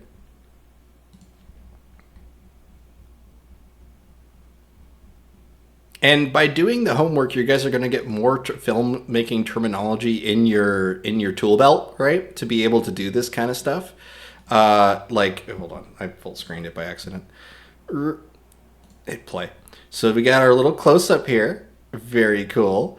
And we could easily get this character to start doing whatever we want now that we have a close up of him. So we could say that this is a. I'm trying to think. Maybe we should have him pull out like a scribe or a book or something to start to illustrate what he's seeing, or otherwise document this moment for him. But I would love to see what you guys do with this. So feel free to hit the extend buttons down here and start making cool results.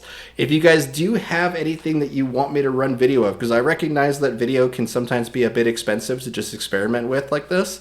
If you do have any images that you want us to run videos of, feel free to post them inside of VC Text. I might miss them if you post them in VC Create and tell me to do it. So if you really want me to animate something for you, feel free to post an image inside of VC Text, and we'll go ahead and run that for you.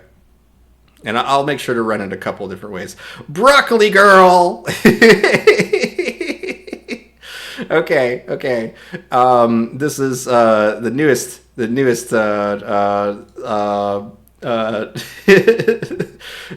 what is it? Digest magazine.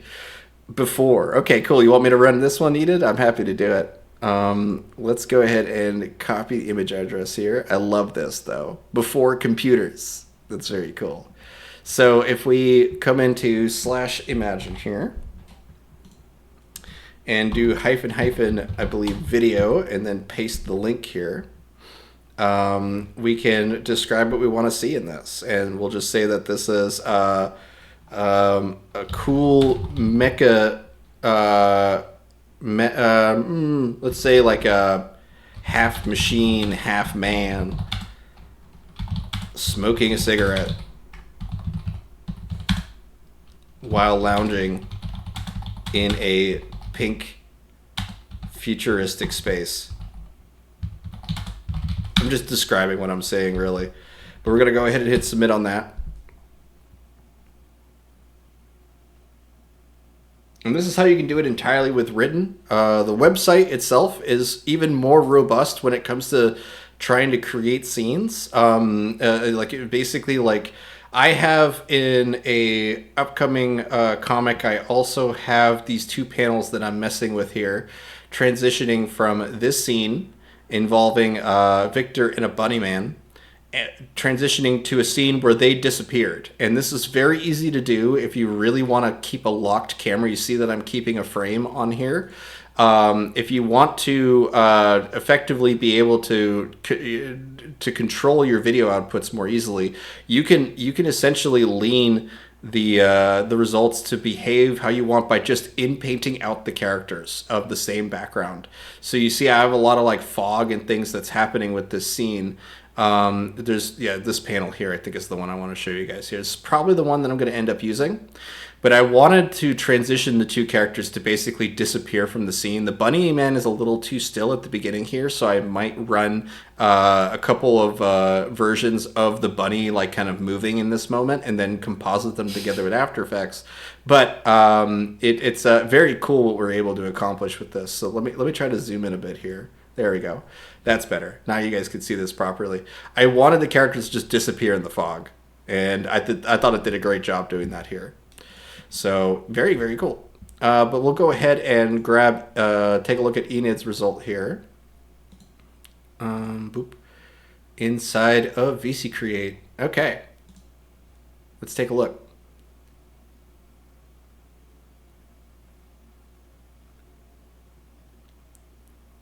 I like the one on the bottom right. That is pretty cool. A lot of them, his arm is not seen as an arm for a moment. He's kind of trying to smoke on the top. I think the fourth one is our best result out of these.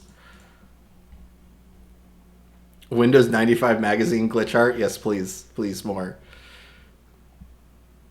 So this actually has a particular name, by the way. Let me just quickly confirm the 3D. I'm trying to remember the exact name of it. It's a program actually that I'm trying to remember. Sorry, just a moment, guys.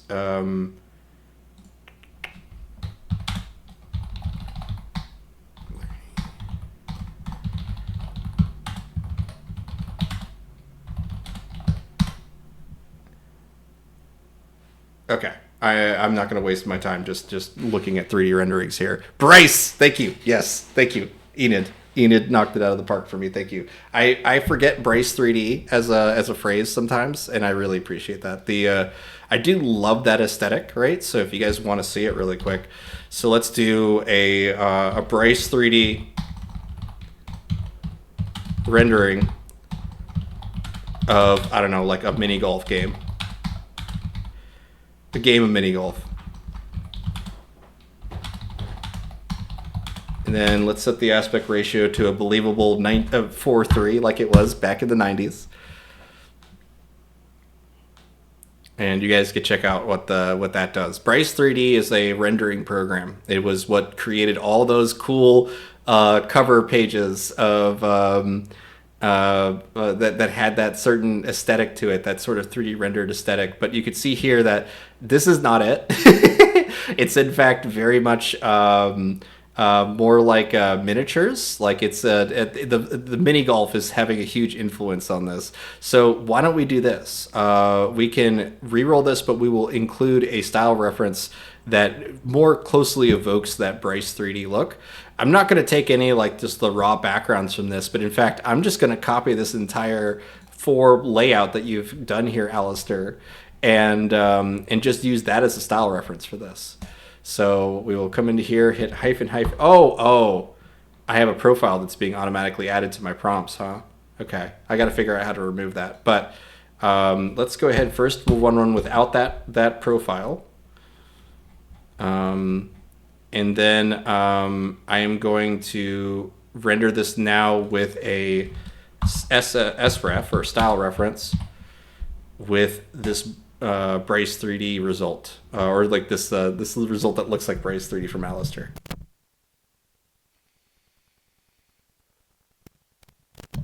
It's going to be a bit chaotic. Oh yeah, for sure. Yeah, a lot of times it's a lot of orbs. It's a lot of orbs rendering 3D space. I mean, that kind of blew people's minds at that time to see the world kind of wrapped around like that. But here we go. Yes, a Bryce 3D mini golf game I would 100% play. This needs to be a thing. So like, hold on a second. Let's actually animate one of these because oh my god, the idea of like walking into a Bryce 3D like Trapper Keeper cover is just awesome. So let's go ahead and just let's animate this without remix mode on. So I'm gonna hit settings. What this is gonna do is it's going to just animate something. Are you making Cujo, Anna? Anna ATG, I feel like is just telling the story of Cujo.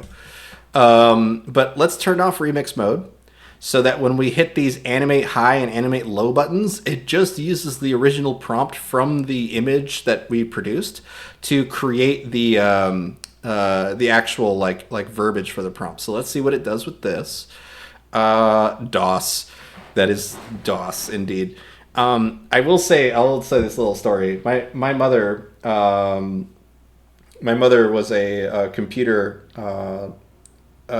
developer. She did like software development and a lot of stuff with DOS back in the day, and she was called upon all day, any hour of the day or night to troubleshoot random tech problems, and this would have been the mid 90s or so. And the thing is that she had DOS so memorized that she didn't need a computer in front of her to troubleshoot with most people's problems. Like she would just explain everything from memory, including all the stuff that all the commands people had to write, all that kind of stuff. And she would just troubleshoot people's problems, over the phone. And I don't think that's fully respected just yet in terms of like how, oh my God, we got a ball in there and everything. Look at this. What was that 3D game that was like it definitely has that Bryce aesthetic to it, but it's like, this is very cool though. I'm just trying to remember. It's like, it was for like Sega, probably one of the Sega consoles, but this is really cool. I really do dig it. A dream inside of a dream inside of a dream inside of a dream. Oh my God. This profile that you're using is probably all, what is that? Probably all Bryce results because this is very Bryce. Yes, more mini golf, please. I just want to play Bryce 3D mini golf. Okay, so this is with the other animate on. You can see there's so many more balls moving around all of a sudden. It's like if you play any of the competitive golf games online, this is what it's like to play with your friends, I guess. But this one was the high motion, right? No, this one's low. Wow. Okay, so this is the high motion one. We want the high motions here. Very, very cool. I want to pick one where the ball kind of makes sense. Because I'm curious, is the ball just randomly one of the orbs in the image? I just want to see really quick. I think it's this rock right here that's turning into the ball. Like it's more like the moon is the golf ball here than anything else, but it seems like this one rock right here really wants to make into the golf ball. Why don't we add a golf ball to this and then rerun that really quick? So we'll use Vary Region to do that.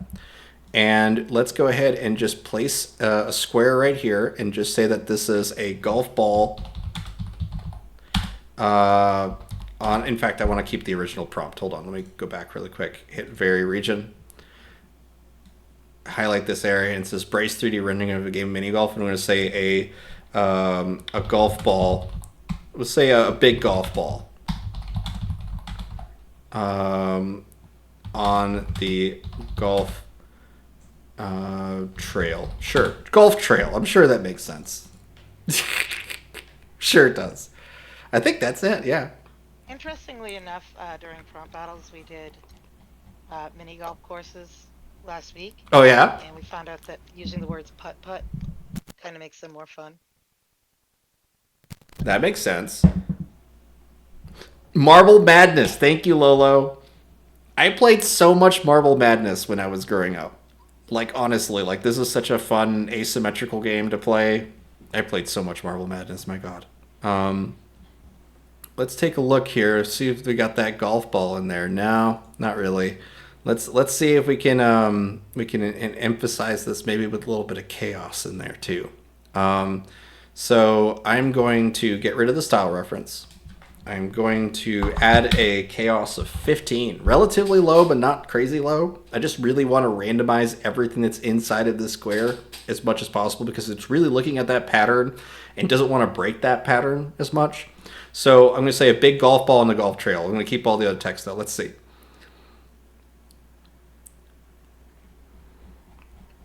Yeah, Marble Madness though. Oh, I played so much of that.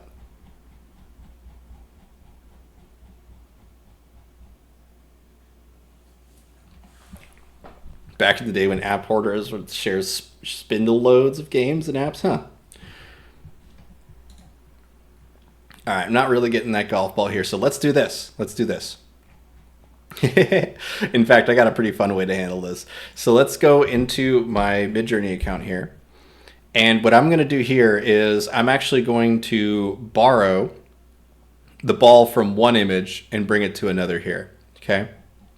So we can just prompt for a golf ball and get like a result like this, you know, something like that down there. But what I'm going to do instead is I'm going to borrow the golf ball from this image by going copy image URL, okay? And then we are going to now go into the editor, edit here. And I am just going to highlight where I had selected earlier. Actually, no, sorry, before I highlight, go back. I'm going to go to the layers. In fact, in order to do that, I need to zoom out a little bit here. Nope, not like that. In the browser. There you go. And we find, oh, okay, wait, I apologize. We have to hit open and edit tab. We need the full editor here. There we go. Now we have our layers again. So let's go ahead and hit add layer, add from URL, and then I'm going to just paste the URL from the exact image we have here. So we have two layers of the same image here. I'm going to use the Smart Select to grab this ball up in the corner here. And the reason why I'm doing it this way, guys, is that I want to keep the same rendering of this scene for the ball. So like I know that this is the right shading and lighting and whatnot for this scene. So I'm just going to borrow this and I'm going to hit erase background. Okay. And now it may look like nothing was done, but if you look at the layers, there's only a little speck on the top right now. So I can go into move, and now I'm just going to move that ball down here. Okay. And we can come into the editor here, go into layer 2, and then go into paint, and then remove or erase, and we're going to erase the missing part of the ball, the layer underneath it. So everything is going to get filled in this spot here. Doing this sort of technique really helps keep consistency of whatever is happening in your scene. If we do not want to have two balls competing for each other in the same space here, I could also get rid of this now and say that this is like a chrome planet or a chrome sphere in space. So let's go ahead and write that in here. A chrome sphere in Bryce 3D space. Right? Why not? Let's write it that way.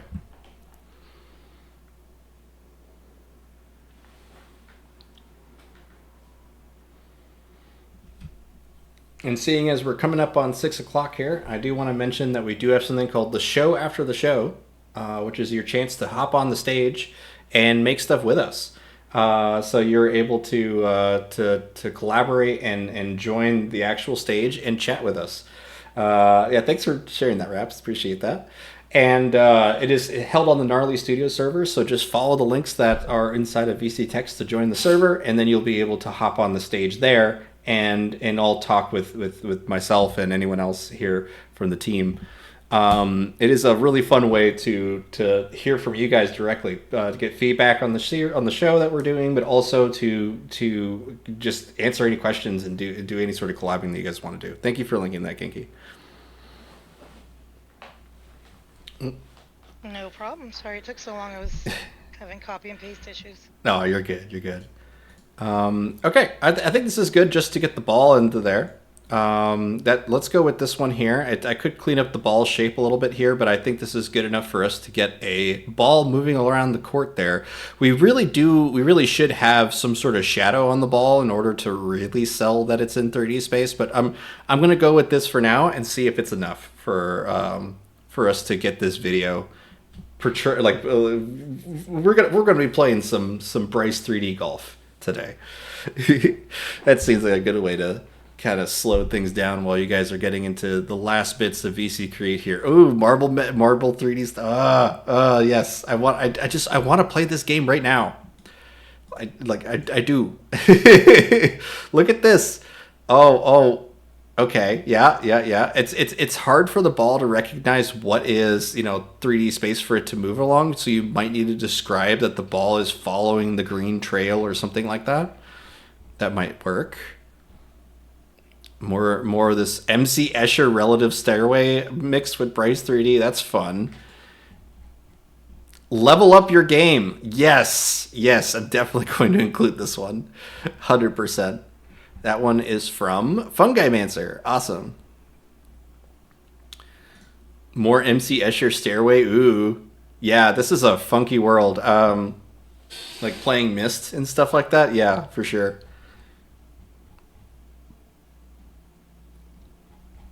Okay. Let's see. All right, so now inside of here we have our upscaled version of this. I am going to run it as an animate, and we are going to just copy the text from this one here, from our previous video render. The real X-Files, weird, conspiratorial, and hilarious. Abducted during Taco Tuesday, they probed my salsa.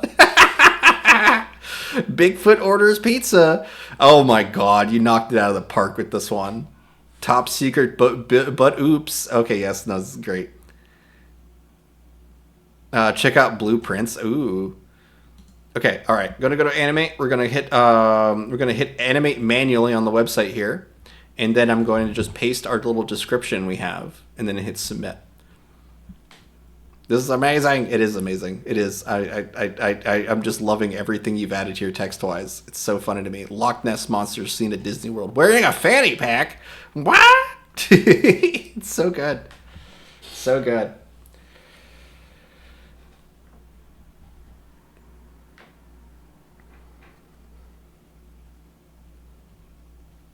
We're gonna let this video render here for a minute, and then I wanna hear from you guys if there's anything else that like you guys are particularly interested in exploring for the next month, because we do have an entire month of August in front of us here. I've mentioned this before, that we've done that we're going to be doing plenty of fantasy stuff coming up here. Probably starting maybe not the next stream. It just depends on what happens when Rhapsody and I are in the same room with each other trying to stream. That'll be interesting. Next week is a very good chance that we'll be sitting beside each other and trying to make that work. We'll see how that goes. She won't have her VTuber, but we might do something fun. We'll see. No promises in that regard. But after next week's stream, we'll be getting into sci-fi. Or sorry, I keep saying sci-fi instead of fantasy. Fantasy proper. You have your VTuber with you? Oh, nice. I can in fact stream normally. Neat. Okay. We'll make it work. We'll figure out what we need to do. It's either that or we could swap VTubers. You'll be on my setup and I'll be on yours. We'll see how it goes. I'm sure that just made you cringe in a way, right? Like just go like, oh my god, he's gonna touch my setup. We talked about doing like a two-headed VTuber, right? Where it's like the same body, but it just keeps clicking between us on videos. Noob Lady, bye, going to mix up or have fun, everyone. No, thank you so much for joining, Noob Lady. Thank you. You could be more you. Oh yeah, no, you're gonna make a goth version of you? Yeah. Please do it. Please do it. Fusion! Yes, perfect. Okay, awesome. This is I'm very confused why this dog is underneath the car here, but I'm sure you'll do something fun with that, Anna. Okay, let's take a look at our results that we got from that video. Okay, so yeah, it is understanding what I asked it to do. It sadly kept some of the underside of the ball as being not round, but that was my fault for keeping that in the image. But it is following the trail. Look at that. It even bounced on the edge there. It's bouncing on the edges going up and around. Yes. This is what I want. This is what I want to do. I want to be able to say, all right, I'm going to hit this ball. And it starts just traveling like this. This is too funny to me. Love it. We'll definitely get into some sort of fun theme for next week's stream. I don't really have anything planned because frankly we did the homework was make a scene for 3 homeworks in a row, and then Rhapsody made this awesome randomizer for shots. So I'm going to recommend for now that you guys explore the shot randomizer and use that when you need to. But I want to be able to start curating content in a more constructive and productive way. Right now, we've been exploring a lot of what we can do with Midjourney Video. I want to be able to take that and start to make stuff that like we can all stitch together. So, yeah, thanks for linking that, Raps. Feel free to click that link that Rhapsody included here, and that will take you to the shot randomizer.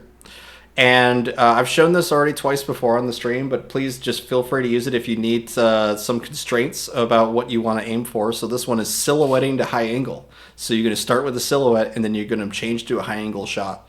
So you're more than welcome to explore shots doing that, but we will likely have a shared style reference for the next stream where everyone can start collaborating on the same thing. As well as kind of keeping constraint of the aspect ratio, so we can cut video dynamically. This was more of an experiment of how can we, at least for the MC Escher Bryce stuff, that was all just me in nostalgic heaven, rolling around trying to find stuff. But when it comes to the particularly the shot compositions, you guys were just kind of going nuts when it comes to whatever styles you want to do. You want to do live action, you want to do animation, all that kind of stuff. We might dabble more into, say, retro anime styles. We'll see what we get into. I don't really have a solid answer for you guys today.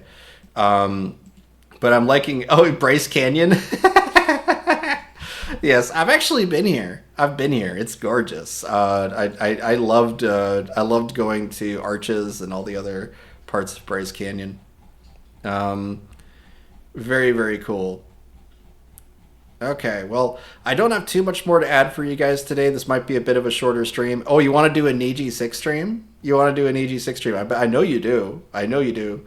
Niji 6 will be We could probably do Niji6. I think that would be fun.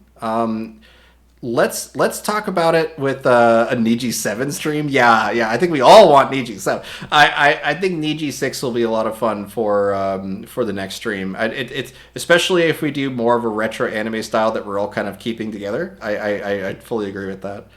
But let's see here. Because that's the thing. We've been using a lot of V7. We've been using a lot of V7 because it's the new shiny thing and whatnot. But frankly, we can animate with any version of Midjourney results. Even like version 4 with weird parameter, whatever.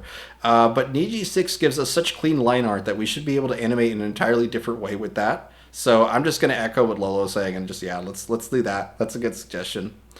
Okay, what is this? Hold on, Fungi Mancer's got more balls rolling on trails here. In the Crystal Canyons. This looks so good. Oh my god. All 20 of us want new Niji. There's almost a dozen of us, right? Almost a dozen. Almost. This is really cool, though. Did he say Niji? Ah! Yeah, okay. It sounds like we're doing Niji next stream, guys. So why don't we do this? We'll set the homework to be a Niji-driven shot sequence. Like we're basically going to be trying to do the same thing that we had with the homework when it comes to randomizing your shot compositions. But we'll start with Niji, and then we'll go from there, focusing a lot on more drawn stuff because we've done a lot of 3D, we've done a lot of weird wonky stuff before. So I think that'll be a good way to handle it. I mean, everybody of the 50 people here all agree they want Niji 7. Oh yeah, for sure. But okay, guys, I'm going to leave it there. I think this is going to be a bit of a short stream today, but if you guys want to join for the show after the show, feel free to join the, the links up here for the Gnarly Studios server, and that will let you be able to jump into our voice chat and just start hanging out with each other. So thank you so much for linking that, Kinky. I don't have anything else much more to add for today. Normally when I have Rhapsody on stage with me here, we can kind of bounce back and forth on a few ideas a bit longer. But I'm honestly pretty burnt out. Not nearly as burnt out as her. Like she just traveled all the way across the world to go to Orlando. So I really shouldn't be saying that. But well, if you want to hear about that, come to the show after. There you go. Yeah, she'll be in voice chat then. Okay, awesome.